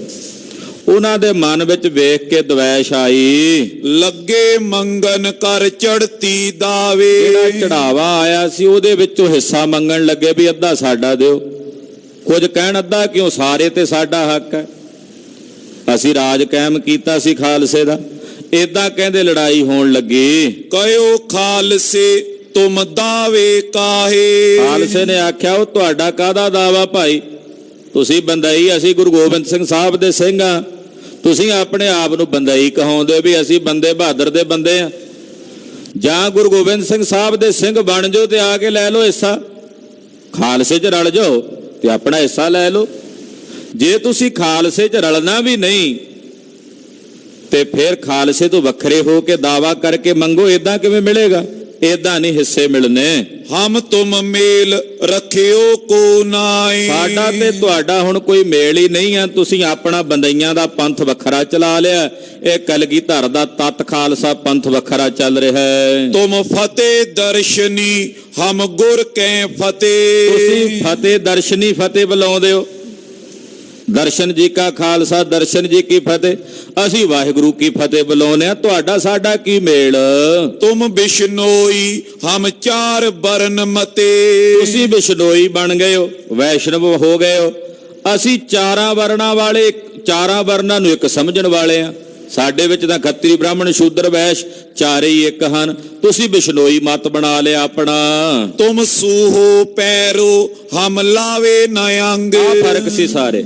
ਕਹਿੰਦੇ ਤੁਸੀਂ ਸੂਹਾ ਪਹਿਨਦੇ ਹੋ, ਸੂਹੇ ਰੰਗ ਦੀ ਪੋਸ਼ਾਕ ਪਹਿਨਣੀ, ਸੂਹੇ ਰੰਗ ਦੀ ਪੱਗ ਬੰਨਣੀ, ਅਸੀਂ ਉਹ ਆਪਣੇ ਅੰਗਾਂ ਨੂੰ ਵੀ ਨਹੀਂ ਛੁਆਉਂਦੇ ਸੂਹਾ ਰੰਗ। ਹਮ ਪੈਰੇ ਸੁਰਮਈ ਤੁਮ ਰਹੋ ਸੰਗ। ਅਸੀਂ ਸੁਰਮਈ ਰੰਗ ਪਹਿਨਦੇ ਆ। ਸੁਰਮਈ ਖਾਲਸੇ ਦਾ ਜਿਹੜਾ ਰੰਗ ਹੈ ਨਾ, ਸੁਰਮਈ ਹੈ। ਸੁਰਮਈ ਨੀਲਾ ਵੀ ਆਪਾਂ ਕਹਿਣ ਲੱਗ ਪਏ, ਪਰ ਅਸਲੀ ਸ਼ਬਦ ਜਿਹੜਾ ਉਹ ਸੁਰਮਈ ਰੰਗ ਹੈ। ਵੀ ਥੋੜਾ ਜਿਹਾ ਸੁਰਮੇ ਵਾਲਾ ਭਾਅ ਮਾਰੇ ਤੇ ਥੋੜਾ ਜਿਹਾ ਨੀਲੇ ਜਿਹੇ ਰੰਗ ਦਾ ਭਾਅ ਮਾਰੇ, ਉਹਨੂੰ ਸੁਰਮਈ ਰੰਗ ਕਹਿੰਦੇ ਆ। ਤੋ ਕਹਿੰਦੇ ਖਾਲਸੇ ਦਾ ਸਾਡਾ ਜਿਹੜਾ ਉਹ ਸੁਰਮਈ ਰੰਗ ਆ, ਅਸੀਂ ਸੁਰਮਈ ਰੰਗ ਦੇ ਬਾਣੇ ਪਾਉਨੇ ਆ, ਸੁਰਮਈ ਰੰਗਾਂ ਦੀਆਂ ਦਸਤਾਰਾਂ ਸਜਾਉਨੇ ਆ, ਤੇ ਤੁਸੀਂ ਸੂਹੇ ਰੰਗ ਦੀਆਂ ਪੱਗਾਂ ਪਹਿਨਦੇ ਧਾਰਦੇ ਹੋ, ਸਰੀਰ ਤੇ ਪਾਉਂਦੇ ਹੋ, ਤੁਹਾਡਾ ਸਾਡਾ ਕੀ ਮੇਲ? ਨਹੀਂ ਅੰਮ੍ਰਿਤਸਰ ਤੁਮ ਕਹੂੰ ਥਾਈ। ਫਿਰ ਸ੍ਰੀ ਅੰਮ੍ਰਿਤਸਰ ਸਾਹਿਬ ਵਿੱਚ ਤੁਹਾਡਾ ਕਾਹਦਾ ਦਾਵਾ? ਜੇ ਤੁਸੀਂ ਬਾਬਾ ਬੰਦਾ ਸਿੰਘ ਨੂੰ ਹੀ ਆਪਣਾ ਆਗੂ ਮੰਨ ਲਿਆ ਤੇ ਕਲਗੀਧਰ ਪਾਤਸ਼ਾਹ ਨੂੰ ਪਾਸੇ ਰੱਖਣਾ ਚਾਹੁੰਦੇ ਹੋ, ਤੇ ਫਿਰ ਇੱਥੇ ਤੁਹਾਡਾ ਕਾਹਦਾ ਦਾਵਾ? ਨੈ ਲਿਓ ਚੜਾਵੋ ਅੱਗੇ ਤੁਸਾਏ। ਤੇ ਅੱਗੇ ਕਿਹੜਾ ਤੁਸੀਂ ਪਹਿਲਾਂ ਕਿਹੜਾ ਚੜਾਵਾ ਲੈਂਦੇ ਸੀ? ਜਦੋਂ ਬਾਬਾ ਬੰਦਾ ਸਿੰਘ ਜੀ ਹਾਜ਼ਰ ਸੀ ਉਦੋਂ ਤੁਸੀਂ ਆ ਕੇ ਕਦੇ ਚੜਾਵਾ ਲਿਆ ਇੱਥੇ? ਵੀ ਜਿਹੜਾ ਹੁਣ ਤੁਸੀਂ ਆ ਕੇ ਹੱਕ ਮੰਗਦੇ ਹੋ, ਪਹਿਲਾਂ ਵੀ ਖਾਲਸਾ ਚੜਾਵਾ ਸਾਂਭਦਾ ਰਿਹਾ। ਭਾਈ ਮਨੀ ਸਿੰਘ ਜੀ ਇੱਥੇ ਪ੍ਰਬੰਧ ਚਲਾਉਂਦੇ ਸੀ ਦਰਬਾਰ ਸਾਹਿਬ, ਤੇ ਉਹ ਇਹ ਸਾਰਾ ਖਰਚਾ ਸਾਂਭ ਕੇ ਚਲਾਉਂਦੇ ਸੀ। ਹੁਣ ਤੁਸੀਂ ਦਾਅਵੇਦਾਰ ਕਿਵੇਂ ਬਣ ਗਏ ਆ ਕੇ? ਜਾਂ ਤਾਂ ਹੋਵੇ ਨਾ ਵੀ ਤੁਸੀਂ ਪਹਿਲਾਂ ਵੀ ਆ ਕੇ ਵਿੱਚੋਂ ਹਿੱਸਾ ਲੈਂਦੇ ਸੀ, ਤਾਂ ਅੱਜ ਤੁਸੀਂ ਗੱਲ ਕਰੋ। ਉਤੋਂ ਬੰਦਈਆਂ ਚਿੱਤ ਵੱਡ ਗਰਬ। ਹੁਣ ਉਹ ਬੰਦਈ ਹੰਕਾਰ ਵਿੱਚ ਸੀ ਵੀ ਅਸੀਂ ਯੋਧੇ ਹੁੰਦੇ ਆ, ਇਹ ਕੌਣ ਨੇ ਸਾਡੇ ਸਾਹਮਣੇ? ਹੰਕਾਰ ਦੇ ਘੋੜੇ ਤੇ ਸਵਾਰ ਸਨ। ਬਨੂ ਗੋਬੰਦੇ ਕੀ ਸੰਗਤ ਸਰਬ। ਉਹ ਕਹਿਣ ਲੱਗੇ ਵੀ ਅਸੀਂ ਤਾਂ ਬੰਦੇ ਦੀ ਸਾਰੀ ਸੰਗਤ ਬਣਾਉਣੀ ਹੈ। ਸਤਿਗੁਰ ਦੇ ਗਿਓ ਬੰਦੇ ਕਰਾਮਾਤ। ਗੁਰੂ ਕਲਗੀਧਰ ਜੀ ਵੀ ਬੰਦੇ ਨੂੰ ਹੀ ਕਰਾਮਾਤਾਂ ਦੇ ਗਏ ਨੇ। ਕੋ ਰਿਓ ਨ ਸੋਢੀ ਕਰਨ ਜੋਗ ਬਾਤ। ਹੁਣ ਕੋਈ ਹੋਰ ਸੋਢੀ ਨਹੀਂ ਰਹਿ ਗਿਆ ਜਿਹੜਾ ਸਾਡੇ ਨਾਲ ਆ ਕੇ ਗੱਲਬਾਤ ਕਰੇ, ਕਿਉਂਕਿ ਆਪਣਾ ਸਭ ਕੁਝ ਗੁਰੂ ਕਲਗੀਧਰ ਜੀ ਬਾਬਾ ਬੰਦਾ ਸਿੰਘ ਨੂੰ ਦੇ ਗਏ ਨੇ। ਇਸ ਕਰਕੇ ਉਹਨਾਂ ਤੋਂ ਬਾਅਦ ਸਾਡਾ ਹੱਕ ਹੈ। ਸਮਝੇ ਨਾ ਮੂਰਖ ਪੰਥ ਕੀਓ ਖਲਾ। ਏਦਾਂ ਇਹਨਾਂ ਨੇ ਮੂਰਖਤਾਈ ਕੀਤੀ ਕੁਝ ਬੰਦਈਆਂ ਨੇ, ਤੇ ਇਹਨਾਂ ਨੇ ਆਪਣਾ ਵੱਖਰਾ ਪੰਥ ਖੜਾ ਕਰ ਲਿਆ। ਜਾਂ ਮੈਂ ਪਾਈ ਸਭ ਗੁਰ ਕਲਾ। ਕਹਿਣ ਲੱਗੇ ਜੀ ਸਾਡੇ ਵਿੱਚ ਹੀ ਸਾਰੀ ਕਲਾ ਹੈ, ਤੁਹਾਡੇ 'ਚ ਤਾਂ ਕੱਖ ਵੀ ਨਹੀਂ। ਏਦਾਂ ਤਤ ਖਾਲਸੇ ਨਾਲ ਬਹਿਸਣ ਲੱਗੇ ਬੰਦਈ। ਦੋਹਰਾ ਤਬ ਗਲ ਉਨਕੀ ਨੈ ਪੁਜੀ ਪਈ ਦੂਏ ਮੇਲੇ ਪਰ ਗੱਲ। ਪਹਿਲਾ ਮੇਲਾ ਤਾਂ ਇਸੇ ਕਸ਼ਮਕਸ਼ 'ਚ ਲੰਘ ਗਿਆ, ਅਗਲੇ ਸਾਲ ਦੂਜਾ ਮੇਲਾ ਆ ਗਿਆ। ਜਦੋਂ ਦੂਜਾ ਮੇਲਾ ਆਇਆ, ਦੰਗੋ ਕਰਨੋ ਉਨ ਠਠਿਓ ਬੰਧਈ ਉਤਰੇ ਤੋਂ ਇੱਕ ਵੱਲ। ਹੁਣ ਦੂਜਾ ਪਹਿਲਾ ਮੇਲਾ ਤਾਂ ਚਲੋ ਉਹਨਾਂ ਨੂੰ ਮਿਲਿਆ ਨਹੀਂ ਵਿੱਚੋਂ ਹਿੱਸਾ, ਉਹ ਚਲੇ ਗਏ ਚੁੱਪ ਕਰਕੇ। ਅਗਲੇ ਮੇਲੇ ਤੇ ਬੰਦਈਆਂ ਨੇ ਫੈਸਲਾ ਕੀਤਾ ਵੀ ਇਸ ਵਾਰ ਜਿੰਨੀ ਚੜ੍ਹਤ ਆਵੇਗੀ ਉਹਦੇ ਤੇ ਸਾਡਾ ਕਬਜ਼ਾ ਹੋਵੇਗਾ। ਤਤ ਖਾਲਸੇ ਨੂੰ ਰੁਪਈਆ ਭਰ ਨਹੀਂ ਦੇਣਾ। ਜਦੋਂ ਕਹਿਣਗੇ ਵੀ ਸਾਡਾ ਹਿੱਸਾ, ਤਾਂ ਅਸੀਂ ਕਹਿਣਾ ਪਿਛਲਾ ਤੁਸੀਂ ਲੈ ਗਏ ਸੀ, ਹੁਣ ਸਾਡਾ। ਇਹਨਾਂ ਨੇ ਦਰਬਾਰ ਸਾਹਿਬ ਦੀ ਜਿਹੜੀ ਉੱਤਰੀ ਬਾਹੀ ਹੈ, ਪਹਾੜ ਵਾਲਾ ਪਾਸਾ, ਉਸ ਪਾਸੇ ਆ ਕੇ ਆਪਣੇ ਡੇਰੇ ਪਾ ਲਏ ਬੰਦਈ। ਉੱਥੇ ਆ ਕੇ ਇਕੱਠੇ ਹੋ ਗਏ। ਚੋਪਈ ਬੰਧਈਆਂ ਡੇਰਾ ਇੱਕ ਵੱਲ ਲਾਇਆ। ਇਦਾਂ ਇਹਨਾਂ ਬੰਦਈਆਂ ਨੇ ਇੱਕ ਪਾਸੇ ਆਪਣਾ ਡੇਰਾ ਲਾ ਲਿਆ। ਝੰਡੇ ਬੁੰਗੇ ਟਿਗ ਬਗਲ ਬਗਲਾਇਆ। ਝੰਡਾ ਬੂੰਗਾ ਸ੍ਰੀ ਅਕਾਲ ਤਖਤ ਸਾਹਿਬ ਦੇ ਨੇੜੇ ਹੀ ਇਹਨਾਂ ਨੇ ਆਪਣੀ ਵਲਗਣ ਜੀ ਰੱਸਾ ਜਿਹਾ ਬੰਨ੍ਹ ਕੇ ਨਾ, ਉਦੋਂ ਕਿਉਂਕਿ ਦਰਬਾਰ ਸਾਹਿਬ ਦੇ ਆਲੇ ਦੁਆਲੇ ਖੁੱਲਾ ਹੀ ਸੀ ਸਾਰਾ ਕੁਝ, ਜੰਗਲ ਵਾਂਗੂ ਹੀ ਸੀ, ਬੇਰੀਆਂ ਦੇ ਝੁੰਡ ਸੀ, ਕੱਚਾ ਥਾਂ ਸੀ। ਪਰਿਕਰਮਾ ਜਿਹੜੀ ਸੀ ਇਹ ਤਾਂ ਬਹੁਤ ਬਾਅਦ ਵਿੱਚ ਬਣੀ ਹੈ।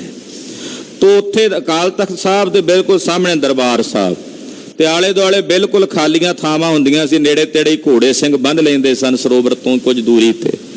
ਤੋ ਉੱਥੇ ਅਕਾਲ ਤਖਤ ਸਾਹਿਬ ਦੇ ਨੇੜੇ ਇਹਨਾਂ ਨੇ ਆਪਣੀ ਇੱਕ ਵਲਗਣ ਵੜ ਲਈ।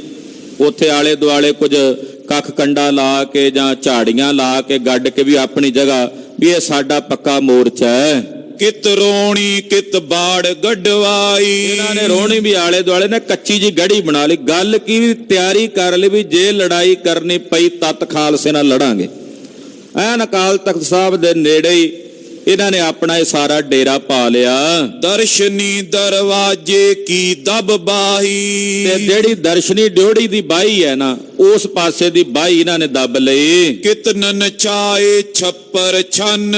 ਕਈਆਂ ਨੇ ਛੱਪਰ ਪਾ ਲਏ ਉੱਥੇ, ਕਈਆਂ ਨੇ ਛੰਨਾ ਪਾ ਲਈਆਂ। ਬਹੇ ਬੰਦਈ ਆਏ ਕਰ ਫਨ।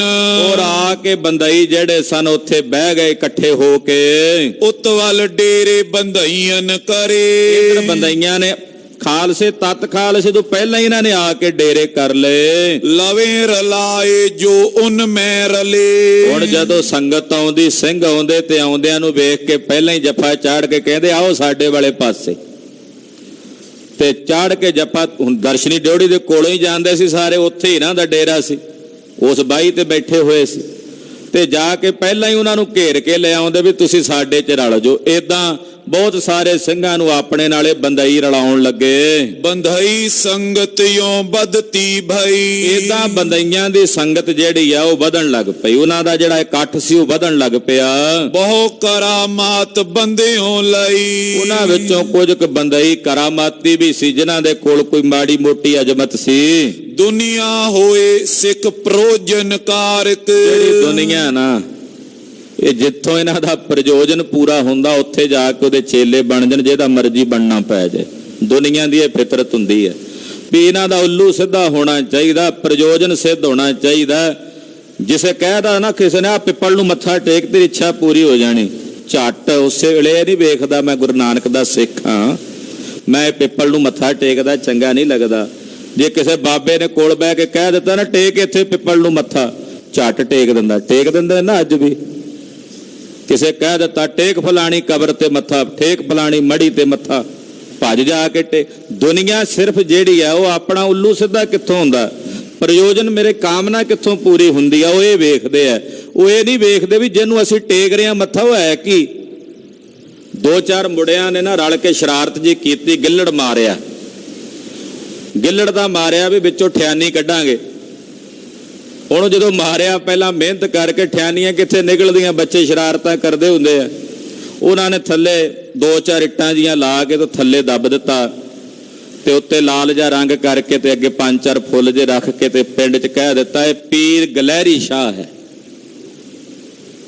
ਉੱਥੇ ਦੋ ਇੱਟਾਂ ਲੱਗੀਆਂ ਸੀ। ਪਿੰਡ ਵਾਲਿਆਂ ਨੇ ਆਖਿਆ ਵੀ ਉੱਥੇ ਤਾਂ ਮਾਨਤਾਵਾਂ ਪੂਰੀਆਂ ਹੁੰਦੀਆਂ। 5-7 ਹੋਰ ਆਏ, ਉਹਨਾਂ ਨੇ ਆ ਕੇ 5-7 ਇੱਟਾਂ ਹੋਰ ਰੱਖੀਆਂ, ਥੋੜਾ ਜਿਹਾ ਹੋਰ ਵੱਡਾ ਹੋ ਗਿਆ। ਦਿਨਾਂ ਵਿੱਚ ਉੱਥੇ ਵੱਡਾ ਮਹਿਲ ਬਣਨ ਲੱਗ ਪਿਆ, ਸਰਾਵਾਂ ਬਣ ਗਈਆਂ, ਕਮਰੇ ਬਣ ਗਏ। ਤੇ ਕੁਝ ਸਮੇਂ ਬਾਅਦ ਉਹ ਮੁੰਡੇ ਆਏ, ਕਹਿੰਦੇ ਵੀ ਇਹ ਸ਼ਰਾਰਤ ਅਸੀਂ ਕੀਤੀ ਸੀ, ਉਹਦੇ ਨੂੰ ਕਾਲਜ ਬਣਾ ਦਿਓ। ਕਹਾਵਤ ਹੈ, ਕਹਾਣੀ ਹੈ, ਕਹਾਣੀ ਭਾਵੇਂ ਸੱਚਾਈ ਨਹੀਂ ਹੁੰਦੀ ਪਰ ਸਿਧਾਂਤ ਦਿੰਦੀ ਹੈ। ਲੋਕਾਂ ਦੀ ਫਿਤਰਤ ਹੈ, ਸੁਭਾਅ ਹੈ, ਜਿੱਧਰ ਕਿਸੇ ਨੇ ਕਹਿ ਦਿੱਤਾ ਉਧਰ ਚੱਲ ਪੈਂਦਾ ਵੀ ਸਾਡੀ ਕਾਮਨਾ ਪੂਰੀ ਹੋਣ ਲੱਗ ਪਈ ਹੈ। ਮਿਲਦਾ ਪਰਾ ਲੱਭਦੀ ਹੈ, ਭਾਗਾਂ ਦਾ ਹੀ ਹੈ। ਉਹ ਇਹ ਨਹੀਂ ਵੇਖਦੇ ਵੀ ਜਿੱਥੇ ਅਸੀਂ ਸਿਰ ਚਕਾਉਣ ਲੱਗੇ ਆ ਵੀ ਇਹ ਹੈਣ ਕੀ, ਵੇਖੀਏ ਤਾਂ ਸਹੀ, ਪਹਿਲਾਂ ਪੜਚੋਲ ਤਾਂ ਕਰੀਏ। ਹੁਣ ਇੱਥੇ ਜਿਹੜੇ ਬੰਦਈ ਬੈਠੇ ਸੀ, ਇਹਨਾਂ ਨੇ ਬਹੁਤ ਸਾਰੇ ਜਿਹੜੀ ਭੋਲੀ ਭਾਲੀ ਸੰਗਤ ਆਉਂਦੀ ਸੀ ਉਹਨਾਂ ਨੂੰ ਵਰਗਲਾਉਣਾ ਸ਼ੁਰੂ ਕਰ ਦਿੱਤਾ। ਕਿਸੇ ਕੋਲ ਮਾੜੀ ਮੋਟੀ ਕਰਾਮਾਤ ਸੀ, ਉਹ ਚਮਤਕਾਰ ਵਿਖਾ ਦਿੱਤਾ ਹੋਣਾ, ਉਹਨੇ ਜਾ ਕੇ 10 ਨੂੰ ਦੱਸਿਆ, 10 ਨੇ 20 ਨੂੰ ਦੱਸਿਆ। ਏਦਾਂ ਕਹਿੰਦੇ ਲੋਕ ਪ੍ਰਯੋਜਨ ਕਾਰਨ ਸਿੱਖ ਬਣਦੀ ਹੈ। ਗੁਰੂ ਕਰੋ ਏ ਪ੍ਰਯੋਜਨ ਸਾਰਕ। ਉਹਦੇ ਲੋਕ ਜਿਹੜੇ ਨੇ ਗੁਰੂ ਵੀ ਤਾਂ ਧਾਰਨ ਕਰਦੇ ਆ ਵੀ ਸਾਡਾ ਸਵਾਰਥ ਸਿੱਧ ਹੋਵੇ। ਬਹੁਤ ਸੰਗਤ ਬੰਦੇ ਕੀ ਪਾਈ। ਇਦਾਂ ਇੱਥੇ ਬੰਦਈਆਂ ਦੀ ਗਿਣਤੀ ਬਹੁਤ ਵਧਣ ਲੱਗ ਪਈ। ਦੇਖ ਬੰਧਈਆਂ ਨਜ਼ਰ ਫੁੱਲ ਗਈ। ਤੇ ਬੰਦਈਆਂ ਨੇ ਜਦੋਂ ਵੇਖਿਆ ਵੀ ਸਾਡੇ ਕੋਲ ਤਾਂ ਬੜੇ ਲੋਕ ਆਉਣ ਲੱਗ ਪਏ, ਨਜ਼ਰ ਫੁੱਲ ਗਈ ਉਹਨਾਂ ਦੀ। ਫੁੱਲ ਗਈ ਦਾ ਮਤਲਬ ਹੈ ਵੀ ਹੰਕਾਰ ਚ ਆ ਗਏ। ਕਹੇ ਜੁਦੀ ਹਮ ਸੰਗਤ ਪੁਜਾਵੇਂ। ਕਹਿਣ ਲੱਗੇ ਹੁਣ ਸਾਡੀ ਪੂਜਾ ਵੱਖਰੀ ਹੋਵੇਗੀ, ਅਸੀਂ ਜੁਦਾ ਕਰਕੇ ਆਪਣੇ ਆਪ ਨੂੰ ਪੰਥ ਤੋਂ ਪੂਜਾ ਕਰਾਵਾਂਗੇ। ਕਹੇ ਜੁਦੀ ਹਮ ਚੜਤੀ ਲਾਵੇਂ। ਜਿਹੜੀ ਚੜ੍ਹਤ ਆਵੇਗੀ ਉਹ ਵੀ ਸਾਡੀ ਜੁਦਾ ਵੱਖਰੀ ਹੋਵੇਗੀ। ਦੋਹਰਾ ਤਬ ਖਾਲਸੇ ਯੋ ਮਨ ਮਥੀ ਇਹ ਭਏ ਦੰਗੇ ਨੂੰ ਤਿਆਰ। ਖਾਲਸਾ ਵੇਖਦਾ ਸੀ ਵੀ ਇਹ ਕਰਦੇ ਕੀ ਨੇ ਬੰਦਈ। ਤੋ ਪੰਥ ਨੇ ਵੀ ਉਸ ਵੇਲੇ ਵਿਚਾਰ ਕੀਤੀ ਵੀ ਇਹ ਤਾਂ ਹੁਣ ਲੜਾਈ ਨੂੰ ਤਿਆਰ ਬੈਠੇ ਆ ਬੰਦਈ ਸਾਰੇ, ਵੀ ਜੇ ਅਸੀਂ ਇਹਨਾਂ ਦਾ ਛੇੜਾ ਛੇੜਿਆ ਤੇ ਇਹਨਾਂ ਨੇ ਤੇ ਲੜਨ ਪੈਣਾ। ਅੱਗੋਂ ਗੜੀ ਬਣਾ ਲਈ ਆ, ਚਾਰੇ ਪਾਸੇ ਵਲਗਣ ਵੜ ਲਈ ਆ ਇਹਨਾਂ ਨੇ। ਇਹ ਤਾਂ ਹੁਣ ਸਾਡੇ ਨਾਲ ਲੜਨ ਨੂੰ ਤਿਆਰ ਨੇ। ਅਕੇ ਤੋ ਲੜ ਇਨ ਕੋ ਮਾਰੋ ਅਕੇ ਤੋ ਮਨ ਬਹੁਹਾਰ। ਸਿੰਘ ਵਿਚਾਰਾਂ ਕਰਨ ਲੱਗੇ। ਤਤ ਖਾਲਸੇ ਦੇ ਸਿੰਘ ਜਿਹੜੇ ਸੀ ਉਹ ਕਹਿੰਦੇ ਜਾਂ ਤਾਂ ਲੜ ਕੇ ਇਹਨਾਂ ਨੂੰ ਮਾਰੋ ਤੇ ਜਾਂ ਫਿਰ ਹਾਰ ਕੇ ਚੁੱਪਚਾਪ ਹੋ ਕੇ ਬਹਿ ਜਾਓ। ਦੜ ਵੱਟ ਜਮਾਨਾ ਕੱਟ ਭਲੇ ਦਿਨ ਆਵਣਗੇ। ਕਹਿੰਦੇ ਜਾਂ ਫਿਰ ਚੁੱਪ ਕਰਕੇ ਬਹਿ ਕੇ ਆਪਣਾ ਟਾਈਮ ਪਾਸ ਕਰੋ। ਚੋਪਈ ਤੋ ਇਮ ਸਿਆਨਨ ਬਾਤੇ ਉਚਾਰੀ। ਭਾਈ ਮਨੀ ਸਿੰਘ ਵਰਗੇ, ਦੀਵਾਨ ਦਰਬਾਰਾ ਸਿੰਘ ਵਰਗੇ ਬੜੇ ਬੜੇ ਸਿਆਣੇ ਸਿੰਘ ਸਨ ਵਿੱਚ। ਉਹਨਾਂ ਨੇ ਗੱਲ ਕੀਤੀ, ਵਿਚਾਰ ਕੀਤੀ। ਪੁਚੰਗੀ ਦੰਗਈਆਂ ਨਿਉ ਚਿਤ ਤਾਰੀ। ਜਿਹੜੇ ਭੁਜੰਗੀ ਤਤ ਖਾਲਸੇ ਦੇ ਸੀ ਨਾ, ਲੜਨ ਮਰਨ ਨੂੰ ਤਿਆਰ ਰਹਿਣ ਵਾਲੇ, ਉਹਨਾਂ ਨੇ ਵਿਚਾਰ ਕੀਤੀ। ਬੰਧਈਆਂ ਸੋ ਹਮ ਕਿਮ ਬਨ ਟਰਨੋ। ਉਹ ਕਹਿੰਦੇ ਅਸੀਂ ਬੰਦਈਆਂ ਕੋਲੋਂ ਡਰ ਕੇ ਥੋੜੀ ਰਹਿਣਾ, ਅਸੀਂ ਉਹਨਾਂ ਤੋਂ ਨਹੀਂ ਟਾਲਾ ਵੱਟਣਾ। ਰਖੇ ਪਾਤਸ਼ਾਹਨ ਸੋ ਹਮ ਲਰਨੋ। ਅਸੀਂ ਤਾਂ ਦਿੱਲੀ ਦੇ ਬਾਦਸ਼ਾਹ ਨਾਲ ਲੜਨ ਵਾਸਤੇ ਦਾਵਾ ਕਰਨ ਵਾਲੇ ਬੰਦੇ ਆ ਤੇ ਅਸੀਂ ਨਾ ਬੰਦਈਆਂ ਕੋਲੋਂ ਡਰ ਕੇ ਬਹਿ ਜਾਈਏ। ਜਿਹੜੇ ਉਹ ਕਰੰਟ ਵਾਲੇ ਸਿੰਘ ਸੀ ਨਾ, ਯੋਧੇ, ਉਹ ਕਹਿੰਦੇ ਅਸੀਂ ਨਹੀਂ ਨਾ ਕੋਲੋਂ ਡਰ ਕੇ ਬਹਿਣਾ। ਸਿਆਣੇ ਸਿੰਘ ਤੇ ਭਾਈ ਮਨੀ ਸਿੰਘ ਵਰਗੇ ਕਹਿੰਦੇ ਭਾਈ ਆਪਾਂ ਲੜਾਈ ਨਹੀਂ ਕਰਨੀ, ਉਹ ਵੀ ਸਾਡੇ ਭਰਾ ਨੇ। ਚਲੋ ਜੇ ਕੁਰਾਏ ਪੈ ਗਏ ਆ ਤਾਂ ਆਪਾਂ ਉਹਨਾਂ ਨੂੰ ਸਮਝਾਉਣ ਦਾ ਯਤਨ ਕਰਨਾ, ਏਦਾਂ ਲੜਾਈ ਨਹੀਂ ਕਰਨੀ। ਤੇ ਜਿਹੜੇ ਉਹ ਤਤ ਖਾਲਸੇ ਦੇ ਭੁਜੰਗੀ ਸਨ, ਲੜਨ ਭਿੜਨ ਵਾਲੇ, ਉਹ ਕਹਿੰਦੇ ਅਸੀਂ ਨਹੀਂ ਡਰਦੇ ਇਹਨਾਂ ਕੋਲੋਂ, ਅਸੀਂ ਨਹੀਂ ਡਰ ਕੇ ਬਹਿਣਾ, ਅਸੀਂ ਤਾਂ ਦਿੱਲੀ ਦੇ ਬਾਦਸ਼ਾਹ ਨਾਲ ਲੜਨ ਦਾ ਦਾਵਾ ਰੱਖਦੇ ਆ। ਇਨ ਦੇ ਕੈ ਅਬ ਲਾਏ ਲੈ ਲੀਕ। ਜੇ ਹੁਣ ਚੜਾਵਾ ਇੱਕ ਵਾਰੀ ਇਹਨਾਂ ਨੂੰ ਦੇ ਦਿੱਤਾ ਨਾ ਆਪਾਂ, ਤੇ ਮੁੜ ਕੇ ਪਿਆ ਪੈ ਜਾਣਾ। ਇਹ ਸਿਆ ਨਹੀਂ ਲੰਘਦਾ ਪਿਆ, ਪਿਆ ਪੈ ਗਿਆ ਤਾਂ ਫਿਰ ਔਖਾ ਹੋ ਜਾਣਾ। ਇਸ ਕਰਕੇ ਅੱਜ ਹੀ ਟੋਕ ਲੋ ਤੇ ਰੋਕ ਲੋ ਤਾਂ ਅੱਗੇ ਤੋਂ ਰੁਕੇ ਰਹਿਣਗੇ। ਇੱਕ ਵਾਰੀ ਜੇ ਪਿਰਤ ਪਾ ਦਿੱਤੀ ਨਾ, ਲੀਹ ਪਾ ਦਿੱਤੀ, ਤੇ ਫਿਰ ਆਪਣੇ ਲਈ ਔਖਾ ਹੋ ਜਾਣਾ ਇਹਨਾਂ ਨੂੰ ਸਾਂਭਣਾ। ਇਨੋ ਹਿੱਸਾ ਟਿਕੇ ਗੁਰਦੁਆਰੇ ਨਾ ਠੀਕ। ਕਿਉਂਕਿ ਇਹ ਬੰਦਈਆਂ ਨੇ ਮਰਿਆਦਾ ਹੀ ਵੱਖਰੀ ਬਣਾ ਲਈ ਆਪਣੀ। ਇਹਨਾਂ ਦਾ ਹਿੱਸਾ ਜੇ ਆਪਾਂ ਇੱਥੋਂ ਦੇਣ ਲੱਗ ਪਏ ਗੁਰੂ ਘਰ ਦੇ ਚੜਾਵੇ ਚੋਂ, ਤੇ ਇਹਨਾਂ ਨੇ ਹੌਲੀ ਹੌਲੀ ਮਰਿਆਦਾ ਆਪਣੀ ਲਾਗੂ ਕਰ ਲੈਣੀ ਹੈ ਗੁਰੂ ਘਰਾਂ ਤੇ। ਫਿਰ ਸਾਡੀ ਜਿਹੜੀ ਪੰਥ ਦੀ ਮਰਿਆਦਾ ਉਹ ਤਾਂ ਨਹੀਂ ਨਾ ਰਹਿਣੀ, ਇਹਨਾਂ ਨੇ ਆਪਣੀ ਮਰਿਆਦਾ ਟੋਰ ਲੈਣੀ ਹੈ। ਨਵੀਂ ਗੱਲ ਹਮ ਲਗਨ ਨਾ ਦੇਹੇ। ਤੇ ਇੱਥੇ ਗੁਰੂ ਨਾਨਕ ਦੇ ਘਰ ਵਿੱਚ ਮਰਿਆਦਾ ਉਹੀ ਚੱਲਣੀ ਹੈ ਜਿਹੜੀ ਗੁਰੂ ਨਾਨਕ ਨੂੰ ਭਾਉਂਦੀ ਹੈ। ਇਹਨਾਂ ਨੇ ਆਪੋ ਬਣਾਈਆਂ ਮਰਿਆਦਾਵਾਂ ਨੇ, ਉਹ ਕਿਵੇਂ ਅਸੀਂ ਚਲਾਈਏ ਇੱਥੇ। ਹੁਣ ਇਹ ਨਵੀਂ ਮਰਿਆਦਾ ਜਿਹੜੀ ਇੱਥੇ ਅਸੀਂ ਲਾਗੂ ਨਹੀਂ ਹੋਣ ਦੇਣੀ। ਮਰਨ ਲਰਨ ਤੇ ਸੰਕ ਨ ਕਰੇ। ਤੇ ਅਸੀਂ ਲੜਨ ਮਰਨ ਤੋਂ ਸ਼ੰਕਾ ਨਹੀਂ ਕਰਦੇ, ਸਾਨੂੰ ਤੁਸੀਂ ਆਗਿਆ ਦਿਓ, ਅਸੀਂ ਹੁਣੇ ਇਹਨਾਂ ਨੂੰ ਸੋਧ ਲੈਨੇ ਆ। ਦੋਹਰਾ ਕਹੀ ਸਿਆਨਨ ਨੇ ਇਵੇਂ ਅਬ ਯੋ ਤੀਰ ਤਰਾਏ। ਭਾਈ ਮਨੀ ਸਿੰਘ ਜੀ ਦਾ ਪੰਥ 'ਚ ਬੜਾ ਸਤਿਕਾਰ ਸੀ। ਦਰਬਾਰ ਸਾਹਿਬ ਦੇ ਹੈੱਡ ਗ੍ਰੰਥੀ ਦਾ, ਮੁੱਖ ਗ੍ਰੰਥੀ ਦਾ ਜਿਹੜਾ ਰੁਤਬਾ ਹੈ ਨਾ, ਸਮੁੱਚੇ ਖਾਲਸੇ ਪੰਥ ਵਿੱਚ ਸਰਬ ਸ਼੍ਰੋਮਣੀ ਹੈ। ਤੋ ਭਾਈ ਮਨੀ ਸਿੰਘ ਜੀ ਫਿਰ ਕਲਗੀਧਰ ਪਾਤਸ਼ਾਹ ਜੀ ਦੇ ਸੇਵਕ ਨੇ। ਸਤਵੇਂ ਪਾਤਸ਼ਾਹ ਗੁਰੂ ਹਰਿਰਾਏ ਸਾਹਿਬ ਦੇ ਚਰਨਾਂ 'ਚ ਉਹਨਾਂ ਨੇ ਸਿੱਖੀ ਧਾਰਨ ਕੀਤੀ। ਭਾਈ ਮਨੀ ਸਿੰਘ ਨੇ ਸਤਵੇਂ ਪਾਤਸ਼ਾਹ ਦੀ ਸੇਵਾ ਕੀਤੀ, ਫਿਰ 8ਵੇਂ ਪਾਤਸ਼ਾਹ ਦੀ ਸੇਵਾ ਕੀਤੀ, 9ਵੇਂ ਪਾਤਸ਼ਾਹ ਜੀ ਦੀ ਸੇਵਾ ਕੀਤੀ। ਕਲਗੀਧਰ ਦੀ ਔਰ ਇਹੋ ਜੀ ਸੇਵਾ ਕਿ 10 ਪੁੱਤਰ ਸੀ ਭਾਈ ਮਨੀ ਸਿੰਘ ਦੇ, 10 ਹੀ ਕਲਗੀਧਰ ਦੇ ਲੇਖੇ ਲਾਏ, ਸ਼ਹੀਦ ਕਰਵਾਏ। ਤੇ ਪੰਥ ਵਿੱਚ ਇਹਨਾਂ ਦਾ ਬੜਾ ਰੁਤਬਾ ਤੇ ਬੜਾ ਸਤਿਕਾਰ ਸੀ ਭਾਈ ਮਨੀ ਸਿੰਘ ਸਾਹਿਬ ਦਾ। ਬਾਬਾ ਬਚਿੱਤਰ ਸਿੰਘ ਜੀ ਭਾਈ ਮਨੀ ਸਿੰਘ ਜੀ ਦੇ ਸਪੁੱਤਰ ਸਨ।